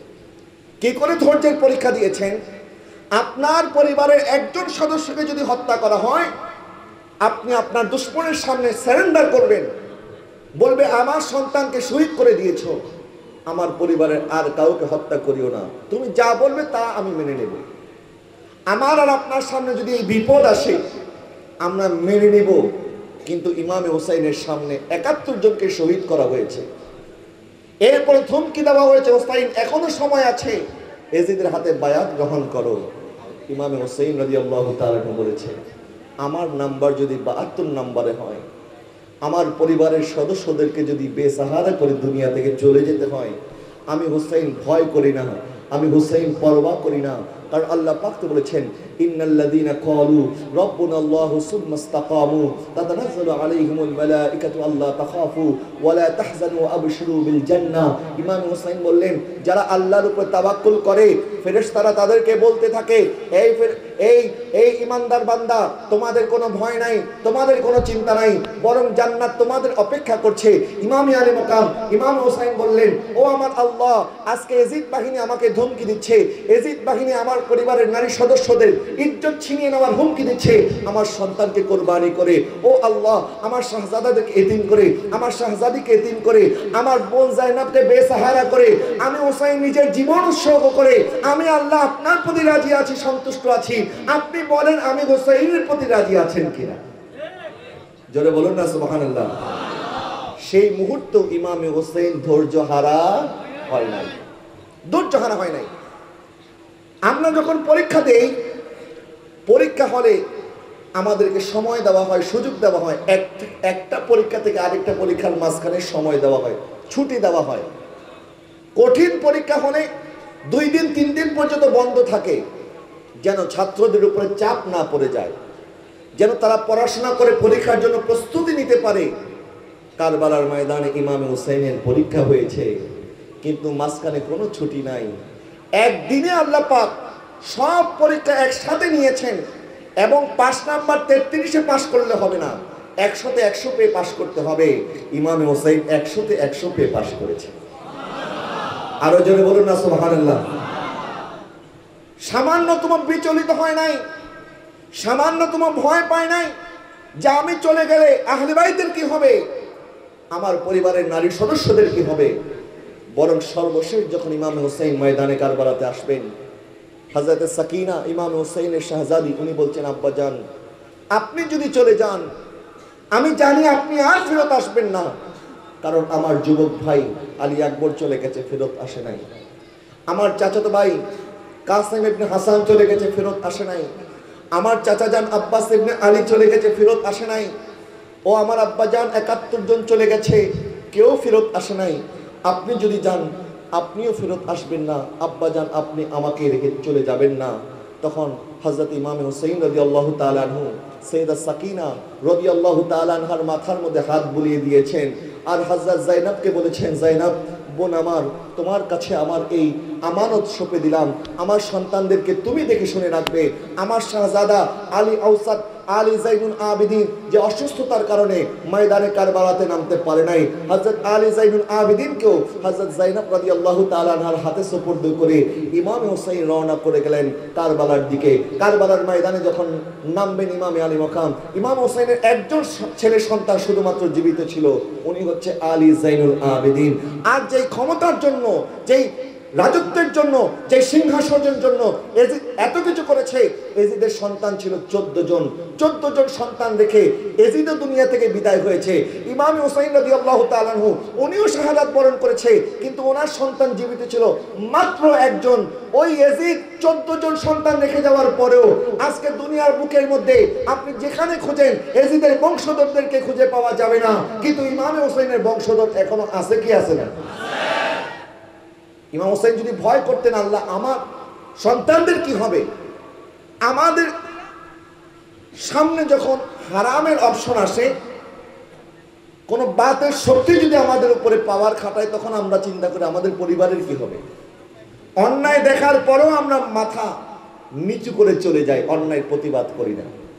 আমাদের চোখের সামনে যখন জুলুম হয়, আমরা তখন জালেমের পক্ষে থাকি, মুসলিমের পক্ষে কথা বলি না। কারণ আমরা জানি আমরা যদি জালেমের বিরুদ্ধে কথা বলি আমাদের উপরে জুলুম হতে পারে, এই জন্য আমরা মাথা নিচু করে চলে যাই। কিন্তু ইমাম হোসেন বলেছে না, যেখানে অন্যায় হবে, যেখানে জালেম আছে, সেখানে তুমি জালেমের সামনে মাথা নত করবে না। মাথা নত যদি করতে হয়, আমরা মাথা নত করবো একমাত্র আল্লাহর সামনে। কথা বলেন না ঠিক কিনা? আমরা মাথা ঝুঁকাবো কার সামনে? আল্লাহর সামনে। আল্লাহর বান্দা কখনো আরেক বান্দার সামনে সেজদা দিতে পারে না। সেজদার একমাত্র হকদার হচ্ছেন আমার আল্লাহ সুবহানাহু ওয়া তাআলা। কারবালার ময়দানে ইমামে আলী মাকাম জীবন তো দিয়েছে, গার্দান তো দিয়েছে, কিন্তু ওই গার্দান এজিদের সামনে ঝুঁকায় নাই। জোরে বলুন সুবহানাল্লাহ। যখন ময়দানে কারবালা থেকে ইমামে আলী মাকামের কাটা মস্তক মুবারক দামেস্কের দিকে রওনা করা হয়েছে, ইমামে আলী মাকামের কাটা মস্তক মুবারক ছিল ওই বল্লমের আগার মধ্যে। তারপরে বল্লমের আগার মধ্যে দেখা গেল ইমামে আলী মাকাম ইমামে হুসাইন রাদিয়াল্লাহু তাআলা আনহু এখনো মাটির দিকে তাকিয়ে আছে, এখনো মাটির দিকে তাকিয়ে আছে। কেন মাটির দিকে তাকিয়ে আছে? কারণ এক নামাজের মধ্যে এক রাকাতে দুইটা সেজদা হয়। কারবালার ময়দানে ইমাম হুসাইন একটা সেজদা দিয়েছিল, ইমাম হুসাইনের মনের মধ্যে আরেকটা আরজি ছিল, আল্লাহ আমার যদি তৌফিক থাকতো, আমার যদি সামর্থ্য থাকতো, আমার যদি হায়াত থাকতো, আমার এই কপালটা আল্লাহ আপনার জন্য মাটিতে আবার সেজদায় লুটে পড়তে চাই। যখন নবীজি বিদায় হজের মধ্যে যাচ্ছেন, এক সাহাবী উট থেকে পড়ে গিয়ে ইন্তেকাল করলেন। ইন্না লিল্লাহি ওয়া ইন্না ইলাইহি রাজিউন। আমার নবী বললেন, আমার এই সাহাবীকে এইভাবেই দাফন করে দাও। তার যেই ইহরামের কাপড় আছে, এই ইহরামের কাপড় সহ দাফন করো, কারণ যে অবস্থায় মারা যায় কাল কিয়ামতের ময়দানে সেই অবস্থায় উঠবে। আমার এই উম্মত হজ করতে এসেছে, লাব্বাইক আল্লাহুম্মা লাব্বাইক ধ্বনি দিতে দিতে যখন সে রওনা হয়েছে আর উট থেকে পড়ে গিয়ে সে মারা গেছে, সুতরাং সে যখন কাল কিয়ামতের ময়দানে কবর থেকে উঠবে তখন সে লাব্বাইক আল্লাহুম্মা লাব্বাইক ধ্বনি দিতে দিতে কবর থেকে আসরের ময়দানে উঠবে। আর ইমাম হুসাইন যখন শাহাদাত বরণ করেছে, ইমাম হুসাইন সেজদারত অবস্থায় শাহাদাত বরণ করেছে। দুনিয়ার মানুষ সেজদা দিলে মাথা উত্তোলন করে, ইমাম হুসাইন এমন সেজদা দিলেন, ইমাম হুসাইন কিয়ামত পর্যন্ত সেজদারত অবস্থায় আছে। আর হাসরের ময়দানে যখন উঠবেন ইমাম হুসাইন সেজদা দিয়ে মাথা উত্তোলন করবে। আরো জোরে বলুন না সুবহানাল্লাহ। এমন সেজদা দিলেন, আমরা তো সেজদা দিলে মাথা উঠাই, আর নবীর শাহজাদা সেজদা দিলেন আর মাথা মোবারক উত্তোলন করে নাই। আমার নবীর হাদিস মোতাবেক যে যেইভাবে ইন্তেকাল করে সে তার কবর থেকে সেইভাবে উঠবে। আর ইমাম হুসাইন যখন সেজদারত অবস্থায় শাহাদাত বরণ করেছেন, আমার ইমাম হুসাইনও সেজদারত অবস্থায় কবর থেকে উঠবেন। সুবহানাল্লাহ বলেন না? প্যারে হাজরিন, দুইটা জিনিস, সবর এবং সালাত। বলেন সবর এবং আল্লাহ পাক তারপরে বললেন ইন্নাল্লাহা মা'আস সাবিরিন। আমার কথা শেষ। আল্লাহ বলেন আমি ধৈর্যশীলের সাথে আছি। যারা সবর করতে জানে, যারা বিপদে হায় হুতাশ করে না। আজকে দেখবেন কিছু দল আছে যারা হায় হোসাইন করে। আমরা হায় হোসাইনের দলের মানুষ, আমরা হায় হোসাইনে বিশ্বাস করি। হায় হোসাইন করেছিল কারা? কুফাবাসীরা, যারা কারবালাতে ইমাম হোসেনকে দাওয়াত দিয়ে এনে ইমাম হোসেনের সাথে গাদ্দারি করেছিল, তারা হায় হোসাইন করে। তারা বেঈমান, তারা ইমাম হোসেনের সাথে গাদ্দারি করেছে, যার কারণে আজকে পর্যন্ত কুফার মধ্যে যুদ্ধ বিগ্রহ লেগেই আছে, সেখানে শান্তি নাই। তারা এখনো হায় হোসাইন করে, তারা সারা জীবন হায় হোসাইনই করবে, তাদের অন্তরের মধ্যে কোনোদিন শান্তি আসবে না। আমরা হায় হোসাইনের দলে নই, আমরা ইয়া হোসাইনের দলে আছি। কথা বলে না ঠিক কিনা? ইমাম হোসাইনের আদর্শ হচ্ছে হকের সামনে, বাতিলের সামনে কোনোদিন যেন আমরা মাথা নত না করি। প্যারা হাজরিন, যাই হোক কথা লম্বা চড়া হয়ে যাচ্ছে। আল্লাহ পাক বলেছেন ইন্নাল্লাহা মা'আস সাবিরিন, আমি ধৈর্যশীলের সাথে আছি। আল্লাহ পাক বললেন দুইটা জিনিসের মাধ্যমে সাহায্য চাও, এক হচ্ছে সবর, আরেক হচ্ছে সালাত। তো আল্লাহ এইভাবে বলতে পারতেন ইন্নাল্লাহা মা'আস সাবিরিন ওয়াল মুসাল্লিন, আমি আল্লাহ ধৈর্যশীল এবং নামাজীদের সাথে আছি। অথবা আল্লাহ এটাও বলতে পারতেন ইন্নাল্লাহা মা'আল মুসাল্লিন, আল্লাহ নামাজীদের সাথে আছে। আল্লাহ এটা না বলে আল্লাহ পাক বললেন ইন্নাল্লাহা মা'আস সাবিরিন, আমি ধৈর্যশীলের সাথে আছি। কারণ আল্লাহ সুবহানাহু ওয়া তাআলা এটাই বুঝাইতে চান। কারবালার ময়দানে ইমাম হোসেনের তাবুর মধ্যে আযান হয়েছে, ইয়াজিদের তাবুর মধ্যে আযান হয়েছে, ইমাম হোসেনের তাবুর মধ্যে ইকামত হয়েছে, ইয়াজিদের তাবুর মধ্যে ইকামত হয়েছে, ইমাম হোসেনের তাবুর মধ্যে নামাজ হয়েছে, ইয়াজিদের তাবুর মধ্যে নামাজ হয়েছে, হোসাইনিও নামাজ পড়েছে, ইয়াজিদিরাও নামাজ পড়েছে। আজকে যারা আমরা ইমাম হোসেনের শানে, আহলে বাইতের শানে মাহফিল ইন্তজাম করছি, আমরাও নামাজ পড়ি। আবার যারা ইয়াজিদের পক্ষে দালালি করে তারাও নামাজ পরে আল্লাহ সুবহানাহু ওয়া তাআলা এটাই প্রমাণ করলেন যে না, শুধুমাত্র নামাজ পড়লে হবে না, আমি আল্লাহ শুধুমাত্র নামাজীদের সাথে নাই, বরং কারবালার ময়দানে ইমাম হোসেনের সাথে নামাজও ছিল, সবরও ছিল। এজিদিদের সাথে নামাজ তো ছিল, সবর ছিল না। সুতরাং আমি আল্লাহ এজিদিদের সাথে নাই, বরং আমি আল্লাহ হোসেনের সাথে আছি, যার সাথে নামাজও আছে, সবরও আছে। আরো জোরে বলুন না সুবহানাল্লাহ। আমরা হুসাইনের দলে থাকতে চাই কি চাই না? যদি হুসাইনের দলে থাকতে চান তাহলে সবর করতে হবে, ধৈর্য ধারণ করতে হবে। বিপদে হায় হতাশ করলে হবে না। ব্যবসার মধ্যে লস হয়ে গেছে, আল্লাহর উপরে তাওয়াক্কুল করেন। সন্তান অসুস্থ হয়ে গেছে, আল্লাহর উপরে তাওয়াক্কুল করেন। বিপদ চলে এসেছে, আল্লাহর উপরে তাওয়াক্কুল করেন। আল্লাহর কাছে চান, আপনার বিপদ আল্লাহ দিয়েছেন, আর এই বিপদ থেকে আল্লাহই উদ্ধার করবেন। কথা বলেন না ঠিক কিনা? এই সবর এবং ইস্তেকামত, ন্যায়ের পক্ষে অবিচল থাকা, ন্যায়ের জন্য প্রয়োজনে জীবন উৎসর্গ করা, এটাই কারবালার শিক্ষা। আল্লাহ যেন আমাদেরকে এই কারবালা থেকে শিক্ষা অর্জন করে হকের পথে সারাটা জীবন কাজে থাকার তৌফিক দান করে। সকলে বলুন আমিন। আজকের এই মাহফিল গাউসী কমিটির ভাইরা অনেক পরিশ্রম করে ইন্তজাম করেছেন। আজকের এই মেহমানের আলা শত ব্যস্ততার মধ্যে উনি উপস্থিত হয়েছেন। ইনশাআল্লাহ তাআলা এর পরপরই আজকের মাহফিলের তরুণ আলেম দ্বীন, প্রধান বক্তা, মুজাহিদ আহলে সুন্নাত, ফাজিল নওজওয়ান হযরত আল্লামা মাওলানা জাইনুল আবেদিন আল কাদরি সাহেব মুদ্দাজিলুল আলী, উনিও রাস্তায় আছেন। উনি হয়তো কিছুক্ষণের মধ্যে তাশরীফ আনবেন। ইনশাআল্লাহ ওনাদের জবান থেকে আপনারা মূল্যবান আলোচনা শুনবেন। আমি আপনাদের খেদমতে যা কিছু বলার সুযোগ হয়েছে, আল্লাহ পাক আমাকে আপনাকে প্রত্যেককে এর উপরে যেন আমল করার তৌফিক দান করে। সকলে বলুন আমিন। এই গাউসী কমিটির ভাইদের সহযোগিতা করবেন। করোনার সময় আপনারা দেখেছেন আমার ভাইরা জীবনের ঝুঁকি নিয়ে কত পরিশ্রম করেছে, কত মেহনত করেছে, এখনো করে যাচ্ছে।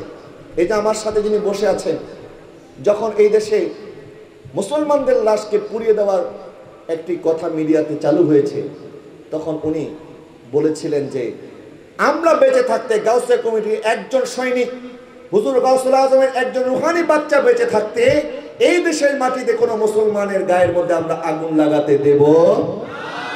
শুধু উনি বলার মধ্যে সীমাবদ্ধ ছিলেন না, উনি ময়দানে নেমেছেন এবং আজকে 1.5 বছর যাবত উনি দিনে কয় ঘন্টা ঘুমায় আমার জানা নাই। দিনে 24 ঘন্টার মধ্যে কমপক্ষে 8 ঘন্টা আমাদের ঘুমাইতে হয়, কিন্তু ওনাকে 24 ঘন্টায় দেখি আল্লাহ ওনাকে এমনভাবে কাজ করার তৌফিক দিয়েছেন। উনি 24 ঘন্টা মানুষের সেবায় কখন ঘুমায় এটা আল্লাহ পাকই ভালো জানে। প্যারে হাজরিন, আমি ওনার জন্য দোয়া চাই, আল্লাহ পাক যেন ওনাকে হায়াতে তাইয়্যিবা দান করে। সকলে বলুন আমিন। ওনার মূল্যবান জবান থেকে আপনারা আলোচনা শুনবেন, আপনারা আমার জন্য দোয়া করবেন, আমিও আপনাদের জন্য দোয়া করি।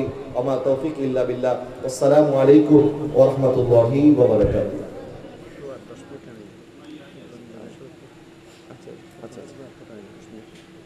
আচ্ছা ঠিক আছে, আমাকে আর 10 মিনিট আলোচনা করার জন্য অনুরোধ করা হয়েছে। ইনশাআল্লাহ আমি যেহেতু আমার পাশেই বসে আছেন আমার আব্বা হুজুর রহমাতুল্লাহি আলাইহির সহযোদ্ধা, উনি আমার বাবার সমতুল্য, ওনাকে বসিয়ে রেখে আলোচনা করাটা আমার কাছে এটি সমীচীন মনে হয়নি, যার কারণে আমি আমার আলোচনাকে সংক্ষিপ্ত করতে চেয়েছিলাম। যেহেতু আবার বলা হয়েছে ইনশাআল্লাহ তাআলা যাওয়া, আর কিছুক্ষণ সময় আপনাদের সাথে আছি, একটু দূর সরে পড়ুন আল্লাহুম্মা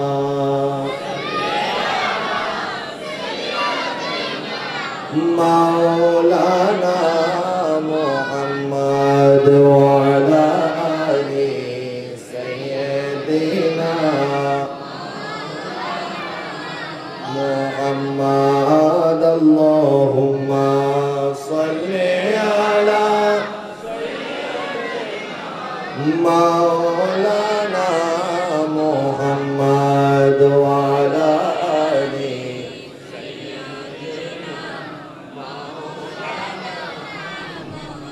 প্যারে হাজরিন, ইমামে আলী মকাম ইমাম হুসাইন কারবালার ময়দানে যেভাবে বাতিলের সামনে মাথা নত করে নাই, নবীর পরিবার, নবীর আহলে বাইত যুগে যুগে নির্যাতিত, নিপীড়িত হয়েছে, অত্যাচারিত হয়েছে, ওনারাও কোনোদিন বাতিলের সামনে মাথা নত বলে না, মাথা নত।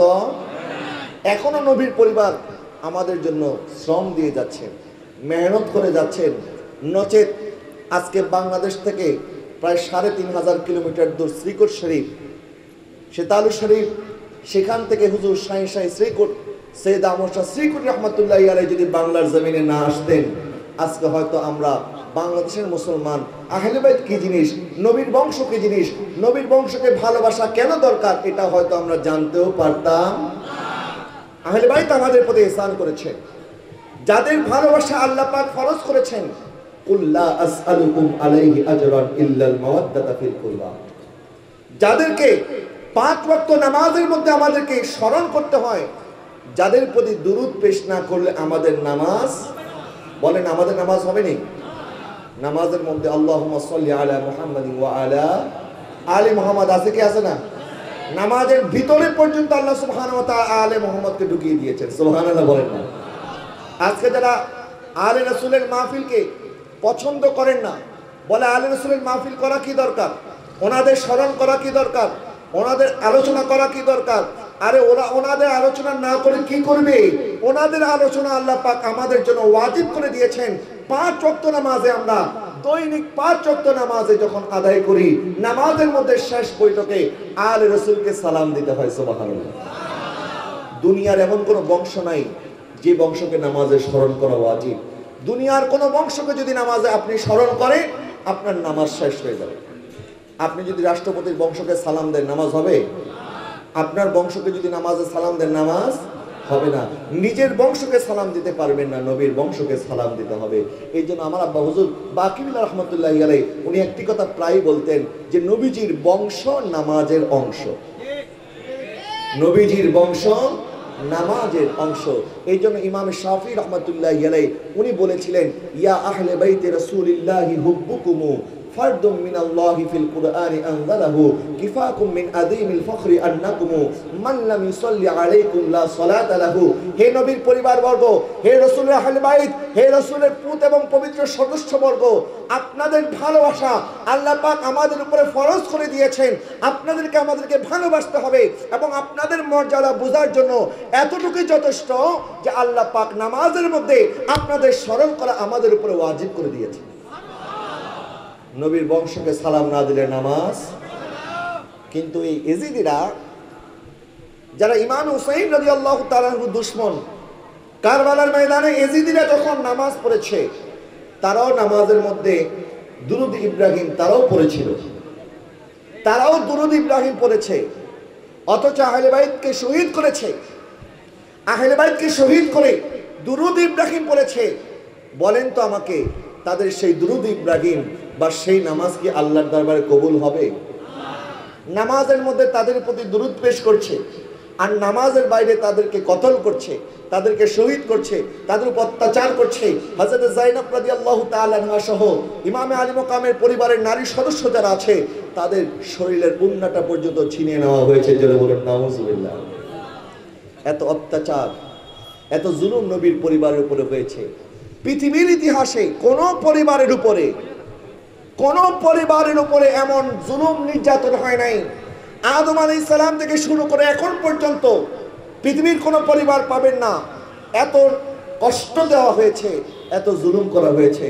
নবীর পরিবারের প্রতি যে জুলুম করা হয়েছে, প্রিয় হাজরিন, তারপরে ওনারা সবর করেছেন, তারপরে ওনারা ধৈর্য ধারণ করেছেন একটা আশায়, একটা কারণে, কারণ আমরা যেন শিক্ষা অর্জন করতে পারি। এবং ইমামে আলী মাকাম ইমাম হুসাইন এটাই প্রমাণ করেছেন, বাতিলের সামনে মাথা নত করতে পারবে না। বাতিল যত শক্তিশালী হোক, বাতিলের সংখ্যা যত বেশি হোক, একদিন যদি 22,000 থাকে, তুমি যদি 72 জন হও, তুমি 72-এর পক্ষে থাকবে, হকের পক্ষে থাকবে। বাতিলের সামনে মাথা নত করা যাবে না।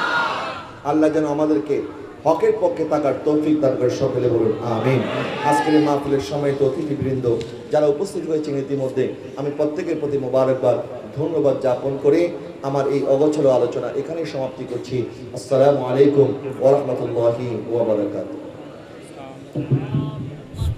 মারহাবা মারহাবা। আলহামদুলিল্লাহ, অত্যন্ত সুন্দরভাবে দিক নির্দেশনামূলক তকরির পেশ করেছেন আমাদের আজকের অনুষ্ঠানের সম্মানিত প্রধান মেহমান, তরুণ ইসলামিক স্কলার। বলেন কি একটা কথা বলবেন না? মেহরবানি করে, আপনারা অনেক কথা বলতেছেন।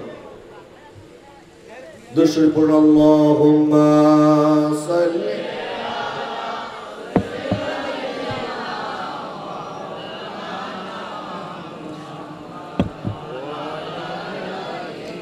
সাইয়্যিদিনা মাওলানা বলছিলাম আল্লাহ পাক বলেছেন আমি তোমাদেরকে পরীক্ষা করব ভয়ের মাধ্যমে, ক্ষুধার মাধ্যমে, তোমাদের ফসল নষ্ট করে দেওয়ার মাধ্যমে, তোমাদের সন্তানদেরকে কেড়ে নেওয়ার মাধ্যমে এবং তোমাদের জানি মালি ক্ষতি করার মাধ্যমে।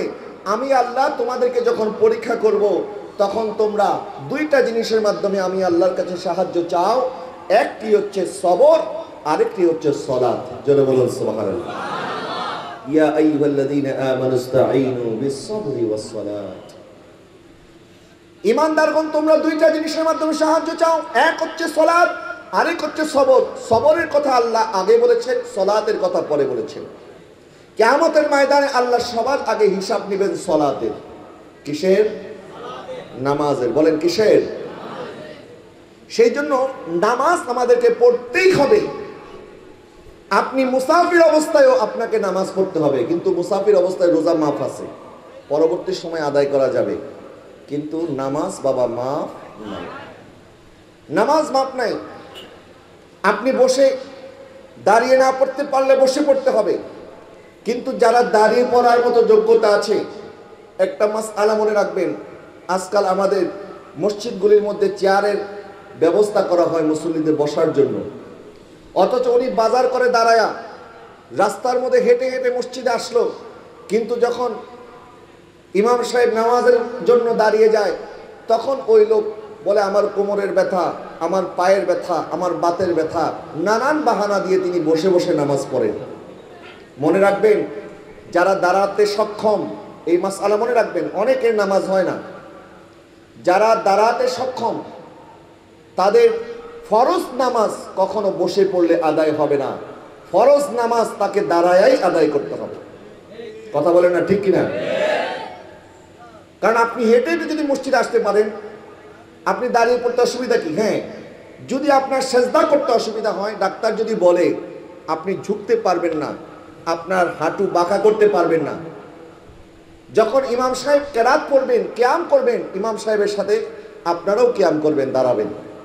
যদি ডাক্তার আপনাকে বলে আপনি যদি হাঁটু ভেঙে নামাজ আদায় করেন আপনার ক্ষতি হতে পারে, কোমরের ব্যথা বাড়তে পারে, তখন রুকু করার পরে সেজদা করার আগে চেয়ারে বসতে পারবেন। কিন্তু আপনি গোটা নামাজ চেয়ারে বসে আদায় করবেন, এটা নামাজ হবে না। ফরজ নামাজের জন্য দাঁড়ানো ফরজ। প্রিয় হাজিরিন, বলছিলাম আল্লাহ পাক বলেছেন সালাত এবং সবরের মাধ্যমে সাহায্য চাও। এক নাম্বার সবর লাগবে, তারপর হচ্ছে সালাত। সালাতের কথা পরে বলেছেন, সবরের কথা আগে বলেছেন। কারণ আমরা দেখি নামাজের মধ্যে অনেকে তাড়াহুড়া করে, নামাজের মধ্যে অনেকে সুবহান রাব্বিয়াল আলা, সুবহান রাব্বিল আযীম, যে সমস্ত তাসবিহগুলি আছে এই তাসবিহগুলি তারা যথাযথভাবে আদায় করে না, কোন রকম 4G গতিতে নামাজ শেষ করে ফেলে, তাদের নামাজ এটা আর নামাজ হবে না। সেই জন্য নামাজ ধৈর্যের সাথে আদায় করতে হবে। নামাজের মধ্যে সবর লাগবে, ধীরে সুস্থে নামাজ আদায় করতে হবে। কারণ আপনি নামাজ আদায় করছেন, আপনি কার সামনে বসে আছেন? আপনি এলাকার চেয়ারম্যান সাহেবের সামনে যখন দাঁড়ান তখন কত নম্রভদ্র হয়ে দাঁড়ান, এমপি সাহেবের কাছে যখন দাঁড়ান কত নম্রভদ্র হয়ে দাঁড়ান। আমি যখন আপনার সামনে কথা বলছি, আমার সামনে অনেকগুলি ক্যামেরা আছে, এখন লাইভ চলতেছে, এই জন্য আমি সুন্দর টাইট ফিট জামা পরে এসেছি, আস্তে আস্তে কথা বলতেছি যেন আমার কথা শুনতে ভালো লাগে, আমাকে দেখতে আপনাদের পছন্দ হয়, আপনারা আমার দিকে তাকিয়ে আছেন, আমি আপনার দিকে তাকিয়ে আছি, এই জন্য আমি খুব আস্তে ধীরে কথা বলছি। আরে আমরা যখন নামাজ আদায় করার জন্য দাঁড়াই, আমরা দাঁড়াই কার সামনে? বলেন না কার সামনে? ক্যামেরার সামনে আসার আগে প্রত্যেকের হাতেই মোবাইল আছে, দেখবেন সেলফি যখন তুলে, সেলফিটা যখন ক্যামেরাটা ওপেন করে তারপর একটু একটু মালিশ করে, দেখে সুন্দর লাগে কিনা। যখন সুন্দর লাগে তারপরে ছবি তুলে। আরে তোমার এই ছবি মাত্র কয়েকজন মানুষ দেখবে, তোমার এই ছবি কয়েকজন মানুষ দেখে তারা যেন তোমাকে লাইক করে, এই জন্য তুমি ছবি তোলার আগে কত সুন্দর করে পোজ দিয়ে ছবি তোলো। আর নামাজে যখন দাঁড়াও, তুমি তো মাওলার সামনে দাঁড়িয়ে আছো, আল্লাহর সামনে দাঁড়িয়ে আছো, তখন নামাজের মধ্যে কেন মনোযোগ থাকে না? নামাজের মধ্যে আমাদের মনোযোগ ধরে রাখা দরকার আছে কি আছে না? এখন থেকে মেহেরবানি করে নামাজের মধ্যে অন্য কোনো খেয়াল করবেন না। কারণ যখন আপনি নামাজ আদায় করেন, আমার আল্লাহ আপনার দিকে চেয়ে থাকে। আর যখন সূরা ফাতিহা তেলাওয়াত করেন, আমার নবী বলেন আমার বান্দা যখন সূরা ফাতিহা তেলাওয়াত করে, আমার বান্দা অর্ধেক বলে বাকি অর্ধেক জবাব রব্বুল আলামিন দান করে। সূরা ফাতিহা আমরা আদায় করার সময় আল্লাহ আমাদের কথা শুনে এবং জবাব দান করে। এই জন্য নামাজের মধ্যে খুশু লাগবে, তাকওয়া লাগবে, পরহেজগারিতা লাগবে, সবর লাগবে। প্যারে হাজরিন, কারবালার ময়দানে ইমাম হুসাইনও বিপদে পড়েছেন। ইমাম হুসাইনের উপরে অনেক বড় বিপদ এসেছে। এই বিপদের সময় ইমামে আলী মকাম অধৈর্য হয় নাই। ইমামে আলী মকাম আল্লাহকে বলে নাই, আল্লাহ আপনি আমাকে কেন এত বড় বিপদ দিয়েছেন, কেন এত বড় মুসিবত দিয়েছেন। বরং আল্লাহ ইমামে আলী মাকামকে বিপদ দিবেন এটা আমার নবী জানতেন এবং নবী দোয়া করেছেন ইমাম হুসাইনের জন্য, আল্লাহুম্মা আতাল হুসাইনা সাবরান ওয়া আজরা। আল্লাহ আপনি আমার হুসাইনকে কারবালার ময়দানে সবরও দান করিয়েন এবং আজরও দান করিয়েন। সুবহানাল্লাহ। কি অবস্থা আপনাদের, এমন ছুটাছুটি কেন? আমাদের ভলেন্টিয়ার ভাইরা আপনারা তো সুশৃঙ্খল ভাবে বসবেন, আপনারা তো লড়াচড়ি কেন করতেছেন? কি সমস্যা আপনাদের? এরকম হলে আমি আর ওয়াজ করবো না। কিন্তু এখানে মুসল্লিরা বসে আছেন আর আপনারা তো ছোটাছুটি করতেছেন কেন? দুশো বলে আল্লাহুম্মা সাল্লি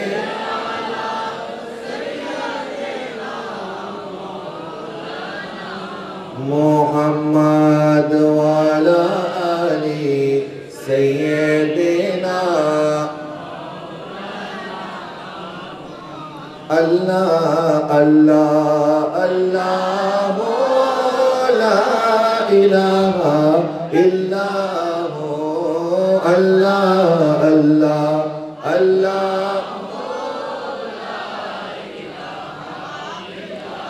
प्यारी सूरत हंसता चेहरा मुँह से झरते फूल, प्यारी सूरत हंसता चेहरा मुँह से झरते फूल, नूर का पुतला चाँद का टुकड़ा, नूर का पुतला चाँद का टुकड़ा, हक का प्यारा रसूल नबी जी। अल्लाह अल्लाह अल्लाह हो ला इलाहा इल्लल्लाह अल्लाह अल्लाह।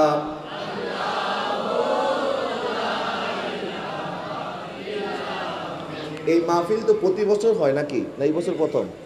প্রতি বছর হয়। তো আপনাদের এলাকায় এটা তো প্রথম মাহফিল না, তো আপনারা কেন, আপনাদের অভিজ্ঞতা আছে, আপনারা জানেন কি করে মাহফিল শৃঙ্খলা বজায় রাখতে হয়। মেহেরবানি করে কেউ উঠা বসা করবেন না। ভলেন্টিয়ার ভাইরা যারা আছেন আপনারা ইশারায় কাজ করবেন, কথা বলার দরকার নেই, ইশারায় কাজ করবেন। প্যারা হাজরিন, বলছিলাম আমি আল্লাহ সুবহানাহু ওয়া তাআলা পরীক্ষা করেছেন ইমামে হুসাইনকে। আর ওই পরীক্ষার মধ্যে ইমামে আলী মাকাম যখন কারবালার ময়দানে নামলেন, আমার নবী দোয়া করেছিলেন, আল্লাহ আপনি আমার হোসেনকে সবরও দান করিয়েন, আজরও দান করিয়েন। কারবালায় 10 দিন যাবত ইমামে আলী মাকামকে অবরুদ্ধ করে রাখা হয়েছে। ইমামে হুসাইন রাদিয়াল্লাহু তাআলা আনহুর সাথে এসে হুর ইবনে ইয়াজিদ যখন বলল, হুসাইন আপনি মেহেরবানি করে মদিনাতে ফিরে যান, কারণ আপনি যদি এখানে থাকেন আমার ভয় হচ্ছে ইয়াজিদ আমাদেরকে আপনাকে কতল করার জন্য হুকুম করবে, বরং আপনি যদি এখন মদিনাতে চলে যান আপনি নিরাপত্তা পাবেন। ইমামে আলী মাকাম বললেন, আমি যদি মদিনাতে ফেরত যাওয়ার জন্য বের হতাম তাহলে তো মদিনা থেকে রওনাই হতাম না। আমি তো মদিনাতে ফেরত যাওয়ার জন্য আসি নাই, বরং আমি বিশ্ববাসীকে কিয়ামত পর্যন্ত আমার নানাজানি উম্মতের কাছে একটা আদর্শ রেখে যেতে চাই যে আমি ইমাম হুসাইন জীবন দিয়েছি কারবালার ময়দানে, আমি হুসাইন রক্ত দেওয়ার পরেও ইয়াজিদের কাছে, অন্যায়ের কাছে আমি মাথা নত করি নাই। আমার নানাজানি উম্মতরাও যখন বিপদে পড়বে, তাদের সামনে যখন কোনো বাতিল শক্তি মাথাচাড়া দিয়ে উঠবে, তখন যেন তারা প্রয়োজনে জীবন উৎসর্গ করে দেয়, বাতিলের সামনে যেন মাথা নত না করে, যেন বলুন সুবহানাল্লাহ। হুর ইবনে ইয়াজিদ 7 দিন যখন ইমাম হুসাইনের সাথে অনেক আলোচনা করলো, হুর ইবনে ইয়াজিদ সে যদিও ইয়াজিদ বাহিনীর পক্ষ থেকে এসেছিল কিন্তু সে আহলে বাইতের ভক্ত ছিল। তখন উবাইদুল ইবনে জিয়াদের সন্দেহ হলো যে হুর ইবনে ইয়াজিদকে 10,000 সৈন্য দিয়ে পাঠিয়েছি, সে এখনো কোনো সংবাদ কেন পাঠায় নাই। তখন আমর ইবনে সাদের নেতৃত্বে আরো 12,000 সৈনিক দিয়ে তাদেরকে কারবালায় পাঠানো হয়েছে। আমর ইবনে সাদ, তুমি যাও এবং দেখো হুর ইবনে ইয়াজিদ কেন দেরি করছে, কেন ইমাম হোসেনের সাথে এত কথাবার্তা বলছে। কথাবার্তা বলার তো দরকার নাই, কথা একটাই, হয় ইয়াজিদের হাতে বায়াত গ্রহণ করতে হবে, নয় নিজের জীবন উৎসর্গ করতে হবে। তখন আমর ইবনে সাদ আরো 12,000 সৈনিক নিয়ে যখন ময়দানে কারবালাতে আসলো, দিনটি ছিল 7ই মুহররম। 7ই মুহররম ইমামে আলী মাকাম ইমামে হুসাইন রাদিয়াল্লাহু তাআলাকে আবার প্রস্তাব দেওয়া হলো, হুসাইন এখনো সময় আছে, তুমি ইয়াজিদের হাতে বায়াত গ্রহণ করো। ইমাম হুসাইন বললেন, জান থাকতে কোনোদিন আহলে বাইতের সদস্য একজন নাপাক, একজন মিথ্যাবাদী, একজন মদখোর, একজন জেনাকারী, একজন হারামখোরের হাতে কোনোদিন বায়াত গ্রহণ করতে পারে না। আজকে যারা ইয়াজিদকে ভালো মানুষ বলেন, বলেন ইয়াজিদ নাকি 100 রাকাত নামাজ পড়তেন, নাউজুবিল্লাহ বলেন। আজকে অনেকে ইয়াজিদের নাম নেওয়ার আগে বলে হযরত ইয়াজিদ, আরো জোরে বলুন না নাউজুবিল্লাহ। তার মানে বোঝা গেল ইয়াজিদের রুহানি সন্তানরা এখনো, ইয়াজিদ মরে গেছে, ইয়াজিদের সন্তান এখনো আছে। আমরা বলি ইমামে আলী মাকাম ইমামে হুসাইন, উনিও কারবালার ময়দানে শহীদ হয়েছে। কারবালার ময়দানে শহীদ হয়ে উনি মরে যায় নাই, বরং আল্লাহ সুবহানাহু ওয়া তাআলা ওনাকে এমন একটা জীবন দান করেছেন, ওয়ালা তাকুলু লিমান ইউকতালু ফি সাবিলিল্লাহি আমওয়াত বাল আহইয়া ওয়ালাকিন লা তাশউরুন। আল্লাহ বলেন, যারা আল্লাহর রাস্তায় শাহাদাত বরণ করে খবরদার তাদেরকে মৃত বলা যাবে না, বরং তারা জীবিত। আরেক আয়াত আল্লাহ পাক বলেছেন, ওয়ালা তাহসাবান্নাল্লাযীনা কুতিলু ফি সাবিলিল্লাহি আমওয়াত, যারা আল্লাহর রাস্তায় শাহাদাত বরণ করে খবরদার তাদেরকে মৃত বলা তো দূরের কথা, তাদেরকে তোমরা মৃত বলে ধারণাও করিও না। ইয়াজিদ মরে গেছে, ইয়াজিদ মারা গেছে, ইয়াজিদ মাটির সাথে মিশে গেছে। কারবালার ময়দানে ইমাম হোসেন শাহাদাত বরণ করেছে, কিন্তু ইমাম হোসেন মরে যায় নাই, বরং কিয়ামত পর্যন্ত আল্লাহ ওনাকে জীবন দান করেছে। কথা বলেন না ঠিক কিনা? যারা নিজেদেরকে আজকে এই কথা বলছেন, ইয়াজিদের নামের আগে হযরত সম্বোধন করে ইয়াজিদকে সম্মানিত করার চেষ্টা করছেন, আচ্ছা বলেন তারা কি নিজের সন্তানের নাম কোনোদিন ইয়াজিদ রাখবে? তার সন্তানের নাম ইয়াজিদ রাখবে না, অথচ ইয়াজিদের দালালি করে। আবার ইয়াজিদের দালালি করার সময় দেখবেন তারা আগে ডানে বামে তাকিয়ে তারপরে দালালি করে, কারণ তাদের মনের মধ্যে ভয়, যদিও অন্তরে ইয়াজিদের প্রেম আছে, মুখে বলতে তাদের শরম লাগে, ঠিক কিনা? অন্তরে কিন্তু ইয়াজিদের প্রেম আছে। প্রেম যদি না থাকে তাহলে ইয়াজিদের নামের আগে হযরত কেন বলবে? আমরা যখন ইমামে হুসাইনের নামের আগে ইমাম বলি, আমাদেরকে বলে তোমরা হুসাইনের নামের আগে ইমাম কেন বলো? আবু বকরের নামের আগে ইমাম বলো না, ওমরের নামের আগে ইমাম বলো না, ওসমানের নামের আগে ইমাম বলো না, হুসাইনের নামের আগে কেন ইমাম বলো? আমরা ইমাম হুসাইনকে ইমাম বললে দোষ। এই মসজিদে যিনি নামাজ পড়ান ওনাকেও আমরা কি বলি? বলেন না, ইমাম বলি কিনা? মসজিদের ইমামকে ইমাম বললে গায়ে লাগে না, আর সকল ইমামদেরকে ইমাম, ইমামে হুসাইনকে ইমাম বলে কষ্ট লাগে। বলে আবু বকর সিদ্দিককে কেন ইমাম বলে না? আবু বকর সিদ্দিককে ইমাম কেন বলবো? ওনার লকবই তো হচ্ছে সিদ্দিকে আকবর। কথা বলেন না ঠিক কিনা? হযরত ওমর রাদিয়াল্লাহু তাআলা আনহুর লকব হচ্ছে ফারুকে আজম, হযরত ওসমান রাদিয়াল্লাহু তাআলা আনহুর লকব হচ্ছে জিন্নুরাইন, হযরত আলী রাদিয়াল্লাহু তাআলার লকব হচ্ছে আসাদুল্লাহ। তো ওনাদের লকবটা আছেই, ওনাদের লকব। আর ইমাম হুসাইনকে আমরা যদি ইমাম হুসাইন বলি তখন তাদের এত আপত্তি। আর এখন বলে ইয়াজিদ নাকি 100 রাকাত নামাজ পড়তেন। আচ্ছা, ইয়াজিদ যদি নামাজ পড়তেন তো ইমাম হুসাইন তার বিরুদ্ধে কেন দাঁড়ালেন, কেন বায়াত গ্রহণ করলেন না? কারণ ইমাম হুসাইন জানতো যে ইয়াজিদ নামাজি ছিল না, বরং ইয়াজিদ পাক্কা বেনামাজি ছিল। কথা বলেন না ঠিক কিনা? তাই ইয়াজিদের কুকীর্তি এটা কি ইমাম হুসাইন জানতেন না? আর ইমাম হুসাইন কি কারবালার ময়দানে দামেস্ক আর কুফার রাজত্ব নেওয়ার জন্য এসেছে? দামেস্ক আর কুফার রাজত্ব এটা তো মাত্র কয়েক বছরের। ইয়াজিদ এত কিছু করার পরও 3 বছরের বেশি তো ক্ষমতায় টিকে থাকতে পারে নাই। যে মসনদের জন্য ইয়াজিদ লালায়িত ছিল, কারবালা ইমাম হুসাইনের পরিবারের উপরে এত অকথ্য নির্যাতন করেছে, মদিনাতুল মুনাওয়ারার উপর আক্রমণ করেছে, মক্কাতুল মুকাররমার মধ্যে আক্রমণ করেছে। এত কিছু করার পরেও এজিদ 3 বছরের বেশি ক্ষমতায় টিকে থাকতে পারে নাই। তো ইমাম হোসেন দামেস্ক এবং কুফার রাজত্বের জন্য আসে নাই, বরং দামেস্ক আর কুফা এটা অনেক ছোট একটা শহর, আর আমার দয়াল নবী তো ইমাম হোসেনকে জান্নাতের যুবকদের বাদশা বানিয়ে দিয়েছে। তো জান্নাত বড় নাকি দামেস্ক বড়? কি বড় বলেন না? কত বড়, কত বড়? যদি আমি তুলনা করি, আপনাদেরকে বোঝানোর জন্য যদি বলি, আমি যদি বঙ্গোপসাগরে গিয়ে পানি তোলার জন্য একটা সোনামুখী সুই দিয়ে পানি তোলার চেষ্টা করি, কতটুকু পানি উঠবে? কয় বালতি উঠবে? সোনামুখী সুই দিয়ে পানি উঠাইতে গেলে কি পানি উঠবে? পানি উঠবে না।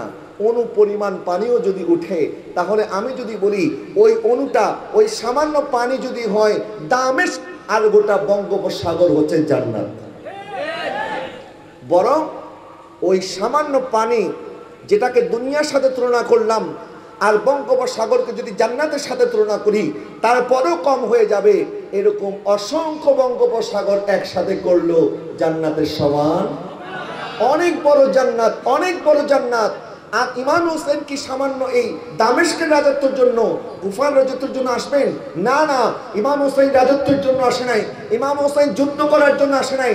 যদি যুদ্ধ করার জন্য আসতেন, তাহলে ইমাম হোসেন কখনো ওনার কোলের বাচ্চা, ওনার দুধের সন্তান আলী আসগরকে সাথে আনতেন না, ওনার সন্তান হযরতে সাকিনাকে সাথে আনতেন না, ওনার বোন হযরতে জাইনাবকে সাথে আনতেন না, ওনার স্ত্রী হযরতে শাহের বানুকে সাথে আনতেন না, ওনার পরিবারের নারী সদস্যদেরকে সাথে আনতেন না। বরং যখন ইমাম হোসেন মক্কাতুল মুকাররমা থেকে কুফার দিকে রওনা হয়েছে, তখন ইবনে আদি বিন রাবিয়া হযরতে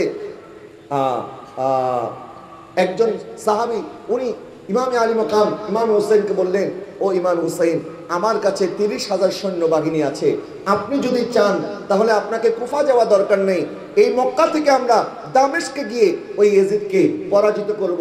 ইমাম হোসেন বলে, না না, আমি আমার নানা জানের উম্মতের রক্তপাত দেখতে চাই না, আমি এজিদের সাথে রক্তপাত করতে চাই না, আমি রক্তপাতের পক্ষে নই। তবে কুফাবাসী আমাকে দাওয়াত করেছে, আমি চাই তাদের দাওয়াত কবুল করে কুফায় যাওয়ার জন্য। নারে তাকবীর, নারে রিসালাত, নারে গাউসিয়া। প্রধান অতিথির আগমন, প্রধান অতিথির আগমন। আলহামদুলিল্লাহ, আমাদের মাঝে উপস্থিত হয়েছেন আজকের অনুষ্ঠানের সম্মানিত প্রধান অতিথি, গাউসিয়া কমিটি বাংলাদেশ কেন্দ্রীয় পরিষদের সম্মানিত যুগ্ম মহাসচিব জনাব অ্যাডভোকেট মুসাফরউদ্দিন বখতিয়ার। আমাদের সম্মুখে এসে আরো উপস্থিত হয়েছেন আজকের অনুষ্ঠানের সম্মানিত বিশেষ অতিথি, গাউসিয়া কমিটি বাংলাদেশ পল্লী উপজেলা পূর্ব পরিষদের সম্মানিত সভাপতি জনাব এম মাহবুবুল আলম এম কম সাহেব। আমি ওনাদেরকে বিশেষ অতিথির আসন অলঙ্কৃত করার জন্য বিনীতভাবে অনুরোধ জানাচ্ছি। সকলে বলুন মারহাবা। আর একটু মহব্বত আওয়াজে বলুন না মারহাবা। আজকের মাহফিলের সম্মানিত মেহমানে আলা, প্রধান অতিথি, গাউসিয়া কমিটি বাংলাদেশের মাননীয় যুগ্ম মহাসচিব, আহলে সুন্নাত ওয়াল জামাত বাংলাদেশের সম্মানিত মুখপাত্র এবং এই করোনাকালীন মানবিক টিমের সম্মানিত প্রধান সমন্বয়ক, যার ডাকে সাড়া দিয়ে আজকে চট্টগ্রাম সহ সারা বাংলাদেশের অসংখ্য ভাইয়েরা, আমার গাউসিয়া কমিটির ভাইয়েরা, কলেজ ইউনিভার্সিটির পড়ুয়া ভাইয়েরা, তারা জীবনের মায়া ত্যাগ করে আজকে করোনা রোগীদের সেবা দেওয়ার জন্য মাঠে ময়দানে নেমে এসেছেন।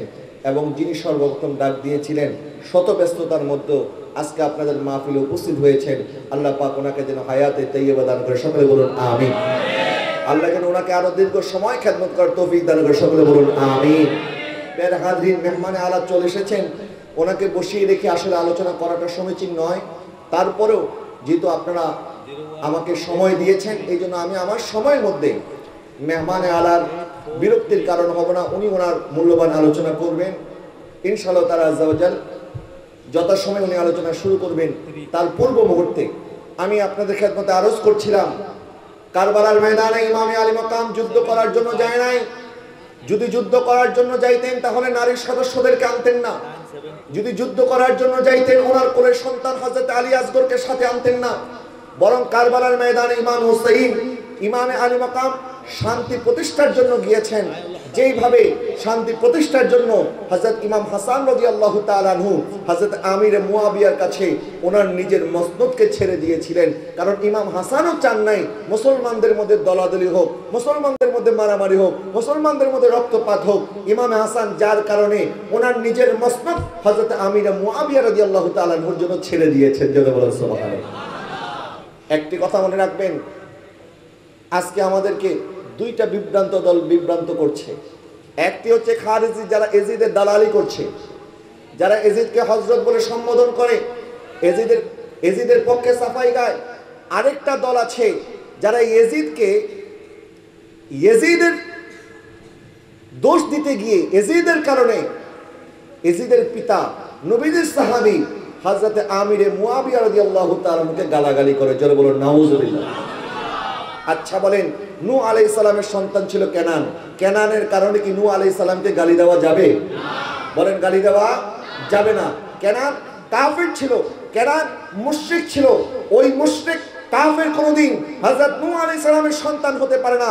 আল্লাহ সুবহানাহু ওয়া তাআলা হযরত নূহ আলাইহিস সালামকে বলছে, ইয়া নূহ ইন্নাহু লাইসা মিন আহলিক, হে নূহ তোমার সন্তান কেনান তোমার সন্তান নয়, তোমার সন্তান কেনান তোমার পরিবারের অন্তর্ভুক্ত নয়। হযরত নূহ আলাইহিস সালাম দোয়া করেছেন, আল্লাহ তুমি আমার সন্তানকে আজকে আমার যে নৌকা আছে এই নৌকায় আরোহণ করার মতো তৌফিক দান করো। আল্লাহ বলেছেন, না, তোমার সন্তান কেনান এই নৌকায় আরোহণ করতে পারবে না, কারণ সে তোমার পরিবারের সদস্য নয়, সে তোমার সন্তান হতে পারে না। কারণ তুমি যে দিন প্রতিষ্ঠা করার জন্য এসেছো, তোমার সন্তান ওই দিনের মধ্যে নাই। তোমার বংশ থেকে হতে পারে, তোমার রক্ত থেকে হতে পারে, তোমার নূতফা থেকে হতে পারে, কিন্তু সে তোমার দিনের অন্তর্ভুক্ত নয়, সেই জন্য সে তোমার পরিবারের অংশ হতে পারে না। যেইভাবে কেনান হযরত নূহ আলাইহিস সালামের সন্তান হওয়ার পরও জাহান্নামে চলে যাবে, ঠিক একইভাবে হযরত আমির মুয়াবিয়া রাদিয়াল্লাহু তাআলার সন্তান হওয়ার পরেও এজিদ জান্নাতে যাবে না, জাহান্নামে যাবে। কথা বলে না ঠিক কিনা? কিন্তু এজিদের দোষের কারণে আমির মুয়াবিয়া রাদিয়াল্লাহু তাআলাকে গালি দেওয়ার কোনো সুযোগ নাই। কারণ আমির মুয়াবিয়া রাদিয়াল্লাহু তাআলাকে আমরা কেন গালি দিব? হযরত ইমাম হাসান কোনোদিন গালি দেয় নাই, হযরত ইমাম হুসাইন কোনোদিন গালি দেয় নাই, হযরত মাওলা আলী শেরে খোদা কোনোদিন গালি দেয় নাই। তাহলে মাওলা আলী রাদিয়াল্লাহু তাআলা আনহু হযরত ইমাম হাসান এবং ইমাম হুসাইন যাদের পক্ষে ছিলেন, যাদের সাথে সুলহ করেছেন, যাদের সাথে সন্ধি করেছেন, আমরা তার সাথে দুশমনি করতে পারবো না। আর ইমাম হুসাইনের বিরুদ্ধে যে ইয়াজিদ তলোয়ার ধরেছে, আমরা ইমাম হুসাইনের দুশমনের সাথে বন্ধুত্ব করতে পারবো না। কথা বলে ঠিক কিনা? আমরা হাসানি এবং হুসাইনি। যারা আমির মুয়াবিয়া রাদিয়াল্লাহু তাআলাকে গালি দেয় তারা কোনোদিন হাসানি হতে পারে না, কারণ ইমাম হাসান তার সাথে সুলহ করেছিলেন, ইমাম হাসান তার সাথে চুক্তি করেছিলেন। আর যারা এজিদের পক্ষে কথা বলে তারা কোনোদিন হুসাইনি হতে পারে না, কারণ এজিদ ইমাম হুসাইনকে গর্দানে ছুরি চালিয়েছিল। আমরা হাসানিও হতে চাই, আমরা হুসাইনিও বলেন চাই কি চাই না? হাজরিন, আমি বলছিলাম ইমাম আল মুকামি হুসাইন রাদিয়াল্লাহু তাআলা আনহু কারবালার ময়দানে আসলেন। 3 দিন যাবত ইমাম হুসাইনের জন্য ফোরাত নদীর পানি বন্ধ করে রাখা হয়েছে।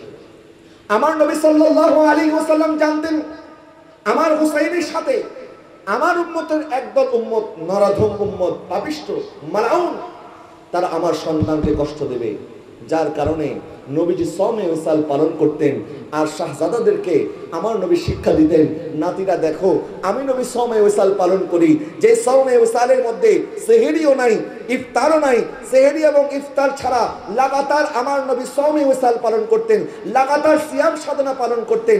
আমার নবী হুসাইন রাদিয়াল্লাহু তাআলাকে শিক্ষা দিয়েছেন, হুসাইন দেখো আমি তোমার নানা জান যেভাবে সওমে ওসাল পালন করছি, কারবালার ময়দানে তোমাকে এইভাবে সওমে ওসাল পালন করতে হবে। আরো জোরে বলুন না সুবহানাল্লাহ। আমার নবী দোয়া করেছেন, আল্লাহ আপনি আমাকে আমার আহলে বাইতকে এক বেলা রিজিক দিবেন, আরেক বেলা ক্ষুধা দিবেন। যেই বেলা রিজিক দিবেন সেই বেলা শুকর করব, আর যেই বেলা ক্ষুধা দিবেন সেই বেলা আমরা সবর করব। আরো জোরে বলুন না সুবহানাল্লাহ। আর আজকে আমাদের শুকরও নাই, সবরও কিছুই নেই আমাদের। ইমাম আলী মুকাম ইমাম হুসাইন কারবালার ময়দানে ওনাকে সবরের পরীক্ষা দিতে হবে, এই ইমতিহান ওনাকে দিতে হবে। এই জন্য আমার নবী ছোটবেলা থেকে ট্রেনিং দিয়েছেন। হযরত ফাতেমা জাহরা মান্নত করেছিলেন, আল্লাহ আমার সন্তান হাসান হুসাইন অসুস্থ হয়ে গেছে, তারা যদি সুস্থ হয় তাহলে আমরা স্বামী স্ত্রী, আমি এবং হযরত আলী 3টা রোজা রাখবো। যখন ইমাম হাসান এবং ইমাম হুসাইন রাদিয়াল্লাহু তাআলা সুস্থ হয়ে গেলেন, ওনারা অনেক ছোট ছিলেন, মাওলা আলী বললেন ফাতেমা চলো এখন আমরা রোজা রাখি। তখন ঘরের মধ্যে মাত্র 1 গ্লাস দুধ ছিল। দুইজন মিলে ভাগাভাগি করে 1 গ্লাস দুধ খেয়ে সেহরি করবেন। এর মধ্যে ইমাম হোসেন ইমাম হাসান ঘুম থেকে জাগ্রত হয়ে গিয়ে বললেন, আম্মা জান, আজকে শুধু আপনারা রোজা রাখবেন না, আপনাদের সাথে আমরাও রোজা রাখবো। যেমন ফাতেমা তেমন হাসনাইনে কারিমাইন, যেমন মা তেমন সন্তান, মা যেমন হবে সন্তান তো তেমনই হবে। এই জন্য আলা হযরত বলেছেন, তেরে নসলে পাক মে হ্যাঁ বাচ্চা বাচ্চা নূর কা, তু হে আইনে নূর তেরা, সব ঘরানা নূর কা। যখন বাহানা ধরেছেন আব্বা আম্মা আপনারা শুধু রোজা রাখবেন হবে না, আমরাও রোজা রাখবো, যখন ওনারা রোজা রাখলেন 4 জন মিলে 1 গ্লাস দুধ পান করে রোজা পালন শুরু করলেন। তারপরে সেহরি করলেন। ইফতার করার সময় ওনাদের ঘরে উপযুক্ত খাবার ছিল না। মাওলায়ে কায়নাত মাওলা আলী রাদিয়াল্লাহু তাআলা আনহু উনি যখন এক ইহুদির ঘরে কাজ করে সামান্য জব নিয়ে আসলেন, জব থেকে হযরত ফাতেমা জাহরা আটা বানালেন। আটা বানিয়ে 2টা রুটি বানানোর পরে যখন ইফতারি করার জন্য 4 জন বসেছেন, এর মধ্যেই হযরত বেলাল রাদিয়াল্লাহু তাআলা আনহুর আযানের অপেক্ষায় ছিলেন, কখন বেলাল আযান দেবে আর ওনারা ইফতার করবেন। ইফতারের আগ মুহূর্তে বাইরে থেকে একটা আওয়াজ এসেছে, ও ফাতেমা, ও শাহজাদি কওনাইন, ও নবীর বেটি, আমি একজন মিসকিন, আমাকে কিছু খাবার দান করো। হযরত মাওলা আলী রাদিয়াল্লাহু তাআলা আনহু ফাতেমা জাহরা রাদিয়াল্লাহু তাআলা আনহার দিকে তাকালেন, বললেন, সামান্য 1 গ্লাস দুধ খেয়ে আমরা 4 জন সেহরি করেছিলাম, আর এত কষ্ট করে ইহুদির ঘরে কাজ করে জব নিয়ে এসেছি, আর তুমি সামান্য 2টা রুটি আমাদের জন্য তৈরি করেছো। এখন তো মিসকিন চলে এসেছে, কি করা যায়? যখন একজন আরেকজনের দিকে তাকিয়ে আছে, তখন হাসনাইন কারিমাইন ইমাম হাসান ইমাম হুসাইন রাদিয়াল্লাহু তাআলা আনহু মাওলা আলীর সামনে থেকে রুটিটা নিয়ে ওই মিসকিনকে দান করে দিলেন।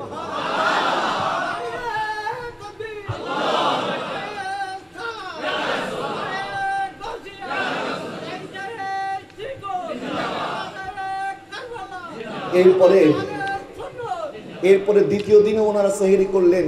ইফতার করার সময় আগের ঘটনার মতো দ্বিতীয় দিন এতিম আসলো, বলল, ও ফাতেমা জাহরা, আমি একজন এতিম, আর আপনার আব্বাজানও তো এতিম ছিল, আপনার আব্বাজানের ওয়াসিতা আমাকে কিছু খাবার দেন। দ্বিতীয় দিনের ইফতারটা ওই এতিমকে দিয়ে দেওয়া হলো। তৃতীয় দিন যখন রোজা রেখেছে, তৃতীয় দিন ইফতার করার সময় একই ঘটনা, আসামি এসেছে, মাত্র জেলখানা থেকে ছাড়া পেয়েছে, বলে, ও ফাতেমা জাহরা, ও হাসান হুসাইনের আম্মা, ও আমার ফাতেমা, ও আমার নবীর শাহজাদি, আমি একজন আসামি, মাত্র কারাগার থেকে ছাড়া পেয়েছি, আমাকে কেউ কিছু দান করতে রাজি নাই, তোমাদের দরবারে এসেছি, কারণ আমি জানি তোমাদের দরজা থেকে কেউ খালি হাতে ফেরত যায় না। আমার হাসনাইনে কারিমাইন তৃতীয় দিনের ইফতারটাও ওই আসামিকে দান করে দিল। 3 দিন যাবত ওনারা পানি খেয়ে সেহরি করছে, পানি খেয়ে ইফতার করছে। যখন সবাই অসুস্থ হয়ে গেল, আমার আকা সাল্লাল্লাহু আলাইহি ওয়াসাল্লাম আসলেন হযরত ফাতেমা জাহরাকে দেখার জন্য। আসার পর দেখছেন হযরত ফাতেমা জাহরা রাদিয়াল্লাহু তাআলা আনহা দুর্বল হয়ে বিছানার মধ্যে শুয়ে আছেন, উঠতে পারছেন না। বলে, আব্বা জান, আমি উঠতে পারছি না। তখন আমার নবী জিজ্ঞেস করলেন, মা, তোমার কি হয়েছে? ফাতেমা জাহরা জবাব দেওয়ার আগেই আমার আল্লাহ জিবরিলকে পাঠিয়ে দিলেন এবং জিবরিলকে বললেন, জিবরিল যাও, আমার নবীর শাহজাদি 3 দিন যে আমল করেছে আমি আল্লাহর পক্ষ থেকে ঘোষণা নিয়ে যাও, আমার নবীকে জানিয়ে দাও। ওয়ায়ুতিমুনা তুআমা আলা হুববিহি মিসকিনা ওয়া ইয়াতীমা ওয়া আসীরা। আমার নবীর শাহজাদি এবং হাসনাইনে কারিমাইন এবং মাওলা আলী হযরত আলী রাদিয়াল্লাহু তাআলা আনহু 3 দিন যে আমল করেছে, এই 3 দিন আমল আমার আল্লাহর বড় পছন্দ হয়ে গেছে। আমার নবী বলেন, ও আলী, ফাতেমা, হাসনাইনে কারিমাইন, 3 দিন তোমরা যে আমল করেছো এটা আমার আল্লাহরও পছন্দ হয়েছে, আমি নবীরও পছন্দ হয়ে গেছে।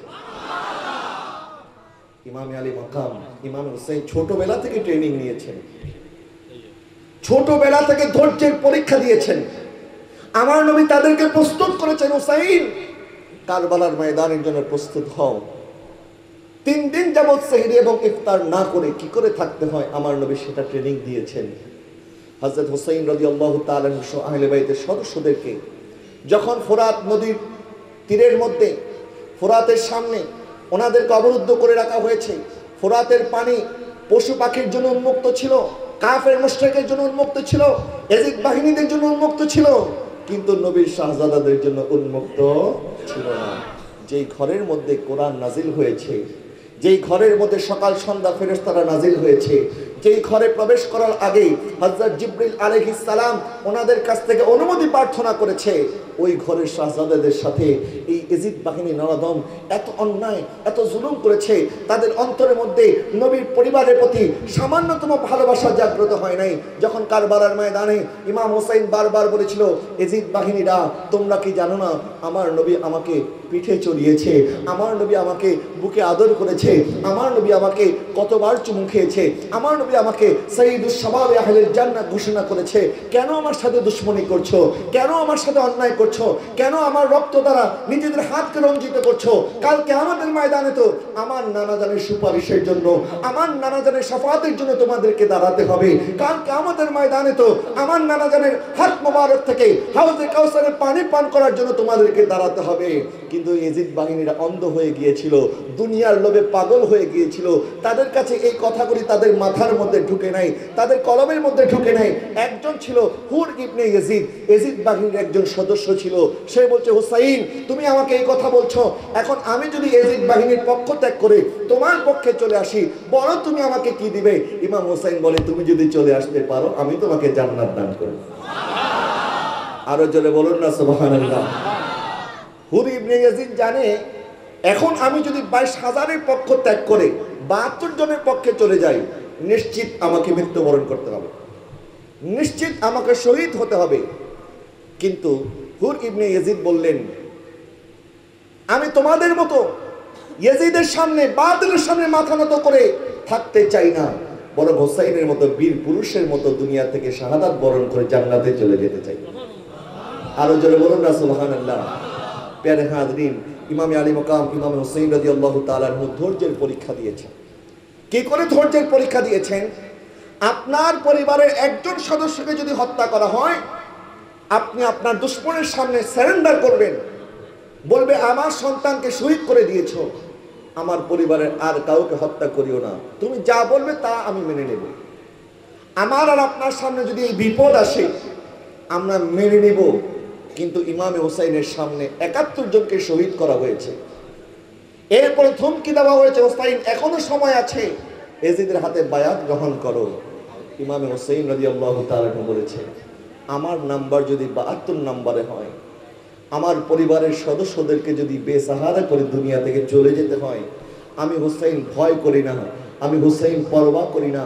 কারণ আল্লাহ পাক তো বলেছেন, ইন্নাল্লাযীনা ক্বালু রাব্বুনাল্লাহু সুম্মা ইসতাকামু তাতানাজ্জালু আলাইহিমুল মালাইকাতু আল্লা তাখাফু ওয়া লা তাহজানু আবশিরু বিল জান্নাহ।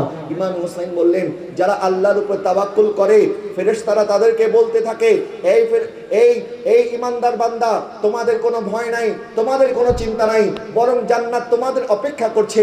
ইমাম আলী মাকাম ইমাম হোসাইন বললেন, ও আমার আল্লাহ, আজকে ইয়াজিদ বাহিনী আমাকে ধমকি দিচ্ছে, ইয়াজিদ বাহিনী আমার পরিবারের নারী সদস্যদের ইজ্জত ছিনিয়ে নেওয়ার হুমকি দিচ্ছে, আমার সন্তানকে কোরবানি করে, ও আল্লাহ আমার শাহজাদাকে এতিম করে, আমার শাহজাদিকে এতিম করে, আমার বোন জাইনাবকে বেসাহারা করে, আমি হোসাইন নিজের জীবন উৎসর্গ করে, আমি আল্লাহ আপনার প্রতি রাজি আছি, সন্তুষ্ট আছি, আপনি বলেন আমি হোসাইনের প্রতি রাজি আছেন কিনা? জোরে বলুন না সুবহানাল্লাহ। সেই মুহূর্ত ইমামে হোসেন ধৈর্য হারা হয় নাই, ধৈর্য হারা হয় নাই। আমরা যখন পরীক্ষা দেই, পরীক্ষা হলে আমাদেরকে সময় দেওয়া হয়, সুযোগ দেওয়া হয়, একটা পরীক্ষা থেকে আরেকটা পরীক্ষার মাঝখানে সময় দেওয়া হয়, ছুটি দেওয়া হয়। কঠিন পরীক্ষা হলে 2 দিন 3 দিন পর্যন্ত বন্ধ থাকে, যেন ছাত্রদের উপরে চাপ না পড়ে যায়, যেন তারা পড়াশোনা করে পরীক্ষার জন্য প্রস্তুতি নিতে পারে। কারবালার ময়দানে ইমামে হোসেনের পরীক্ষা হয়েছে, কিন্তু মাঝখানে কোনো ছুটি নাই। একদিনে আল্লাহ পাক সব পরীক্ষা একসাথে নিয়েছেন, এবং 5 নাম্বার 33-এ পাস করলে হবে না, 100-তে 100 পেয়ে পাস করতে হবে। ইমামে হোসেন 100-তে 100 পেয়ে পাস করেছে। আরো জোরে বলুন না সুবহানাল্লাহ। সামান্যতম বিচলিত হয় নাই, সামান্যতম ভয় পায় নাই যে আমি চলে গেলে আহলে বাইতের কি হবে, আমার পরিবারের নারী সদস্যদের কি হবে। বরং সর্বশেষ যখন ইমাম হোসেন ময়দানে কারবালাতে আসবেন, হযরতে সাকিনা ইমাম হোসেনের শাহজাদি, উনি বলছেন, আব্বাজান আপনি যদি চলে যান, আমি জানি আপনি আর ফেরত আসবেন না, কারণ আমার যুবক ভাই আলী আকবর চলে গেছে, ফেরত আসে নাই।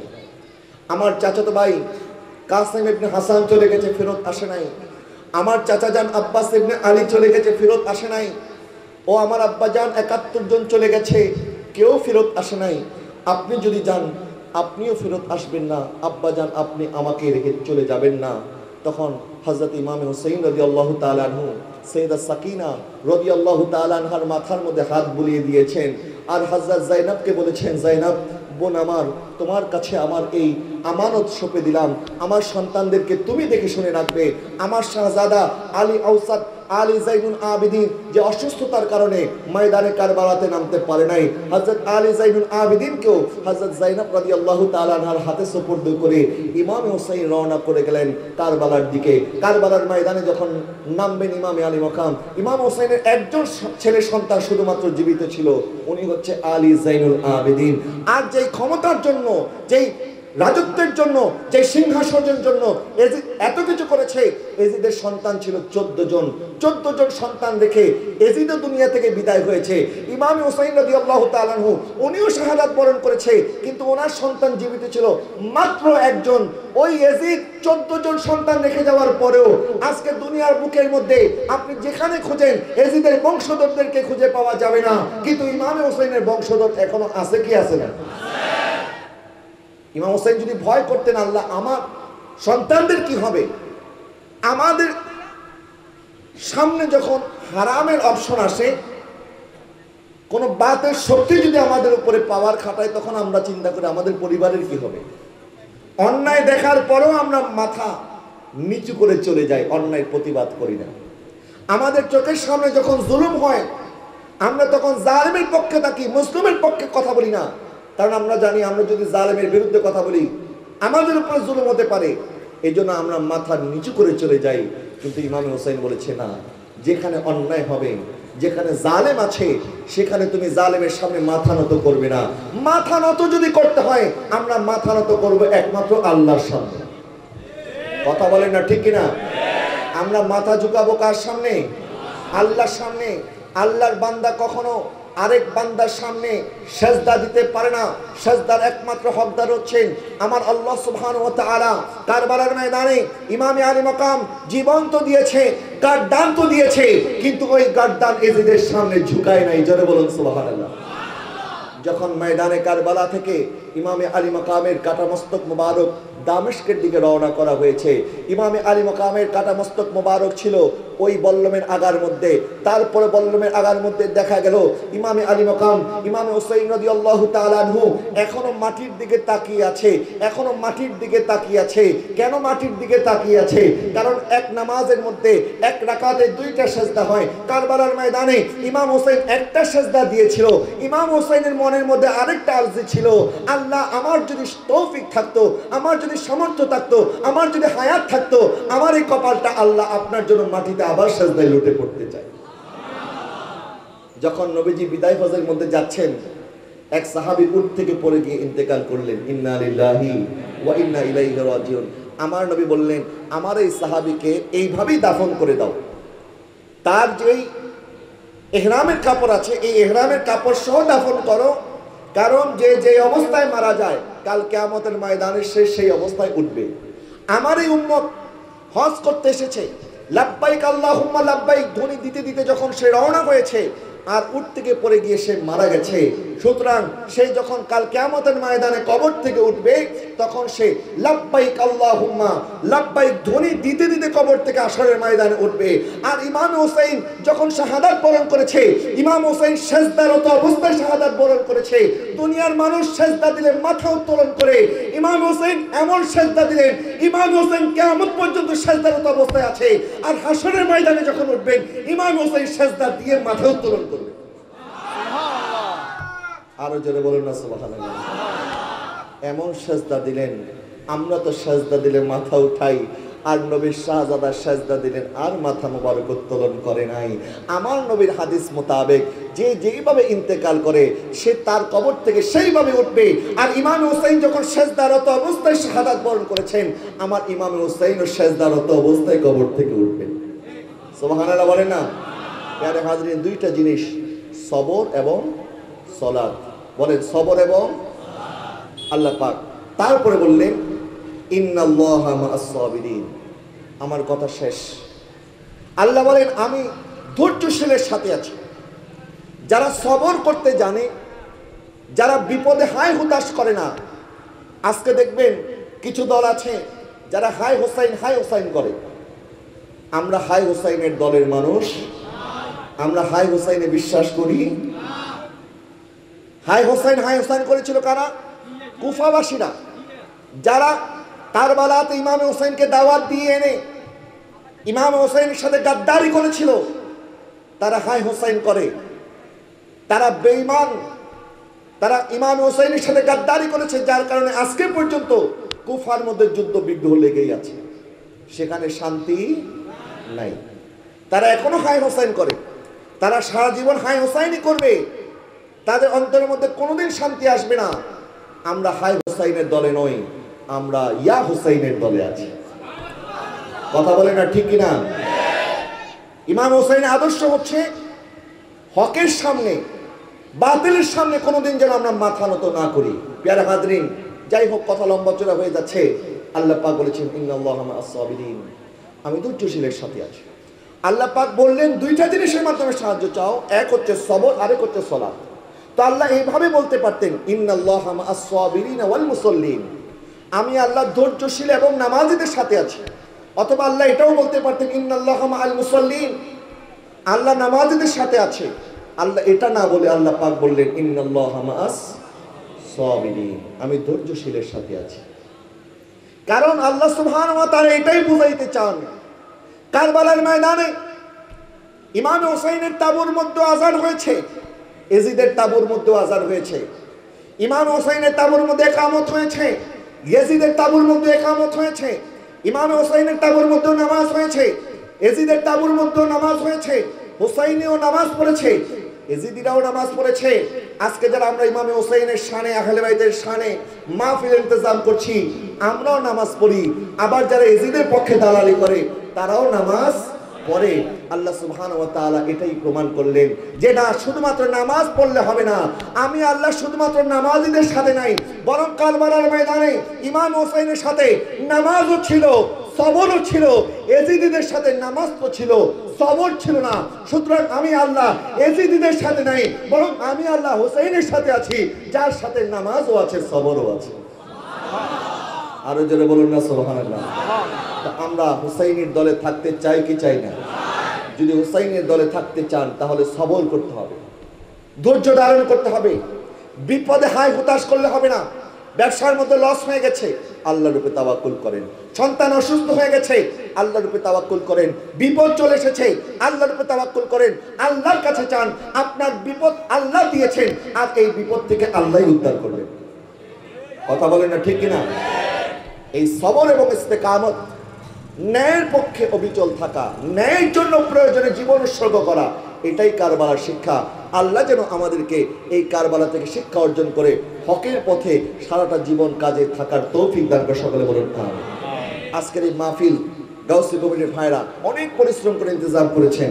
আজকের এই মেহমানের আলা শত ব্যস্ততার মধ্যে উনি উপস্থিত হয়েছেন। ইনশাআল্লাহ তাআলা এর পরপরই আজকের মাহফিলের তরুণ আলেম দ্বীন প্রধান বক্তা মুজাহিদ আহলে সুন্নাত ফাজিলে নওজওয়ান হযরত আল্লামা মাওলানা জাইনুল আবেদিন আল কাদরি সাহেব মুদ্দাজিলুল আলী, উনিও রাস্তায় আছেন। উনি হয়তো কিছুক্ষণের মধ্যে তাশরীফ আনবেন। ইনশাআল্লাহ ওনাদের জবান থেকে আপনারা মূল্যবান আলোচনা শুনবেন।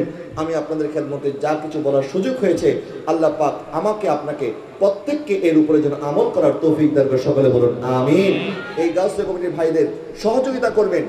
করোনার সময় আপনারা দেখেছেন আমার ভাইরা জীবনের ঝুঁকি নিয়ে কত পরিশ্রম করেছে, কত মেহনত করেছে, এখনো করে যাচ্ছে। এই যে আমার সাথে যিনি বসে আছেন, যখন এই দেশে মুসলমানদের লাশকে পুড়িয়ে দেওয়ার একটি কথা মিডিয়াতে চালু হয়েছে, তখন উনি বলেছিলেন যে আমরা বেঁচে থাকতে গাউসিয়া কমিটির একজন সৈনিক হুজুর গাউসুল আজমের একজন রুহানি বাচ্চা বেঁচে থাকতে এই দেশের মাটিতে কোনো মুসলমানের গায়ের মধ্যে আমরা আগুন লাগাতে দেব। শুধু উনি বলার মধ্যে সীমাবদ্ধ ছিলেন না, উনি ময়দানে নেমেছেন এবং আজকে 1.5 বছর যাবত উনি দিনে কয় ঘন্টা ঘুমায় আমার জানা নাই। দিনে 24 ঘন্টার মধ্যে কমপক্ষে 8 ঘন্টা আমাদের ঘুমাইতে হয়, কিন্তু ওনাকে 24 ঘন্টায় দেখি আল্লাহ ওনাকে এমনভাবে কাজ করার তৌফিক দিয়েছেন উনি 24 ঘন্টা মানুষের সেবায়, কখন ঘুমায় এটা আল্লাহ পাকই ভালো জানে। প্যারে হাজরিন, আমি ওনার জন্য দোয়া চাই, আল্লাহ পাক যেন ওনাকে হায়াতে তাইয়্যিবা দান করে, সকলে বলুন আমিন। ওনার মূল্যবান জবান থেকে আপনার আলোচনা শুনবেন, আপনার আমার জন্য দোয়া করবেন, আমিও আপনাদের জন্য দোয়া করি। আমা তৌফিক ইল্লা বিল্লাহ। আসসালামু আলাইকুম ওয়া রাহমাতুল্লাহি ওয়া বারাকাতুহু।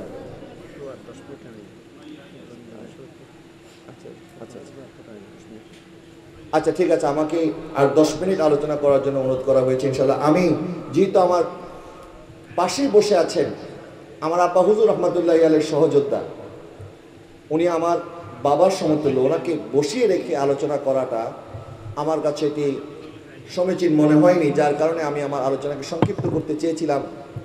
যেহেতু আবার বলা হয়েছে ইনশাআল্লাহ তাআলা আর কিছুক্ষণ সময় আপনাদের সাথে আছি, একটু দুরূদ শরীফ পড়ুন। আল্লাহুম্মা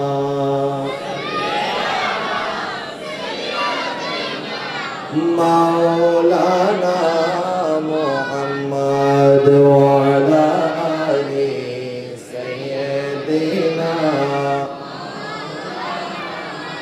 মুহাম্মদ। আল্লাহুম্মা সাল্লি আলা মাওলানা মুহাম্মদ ওয়া আলা আলি।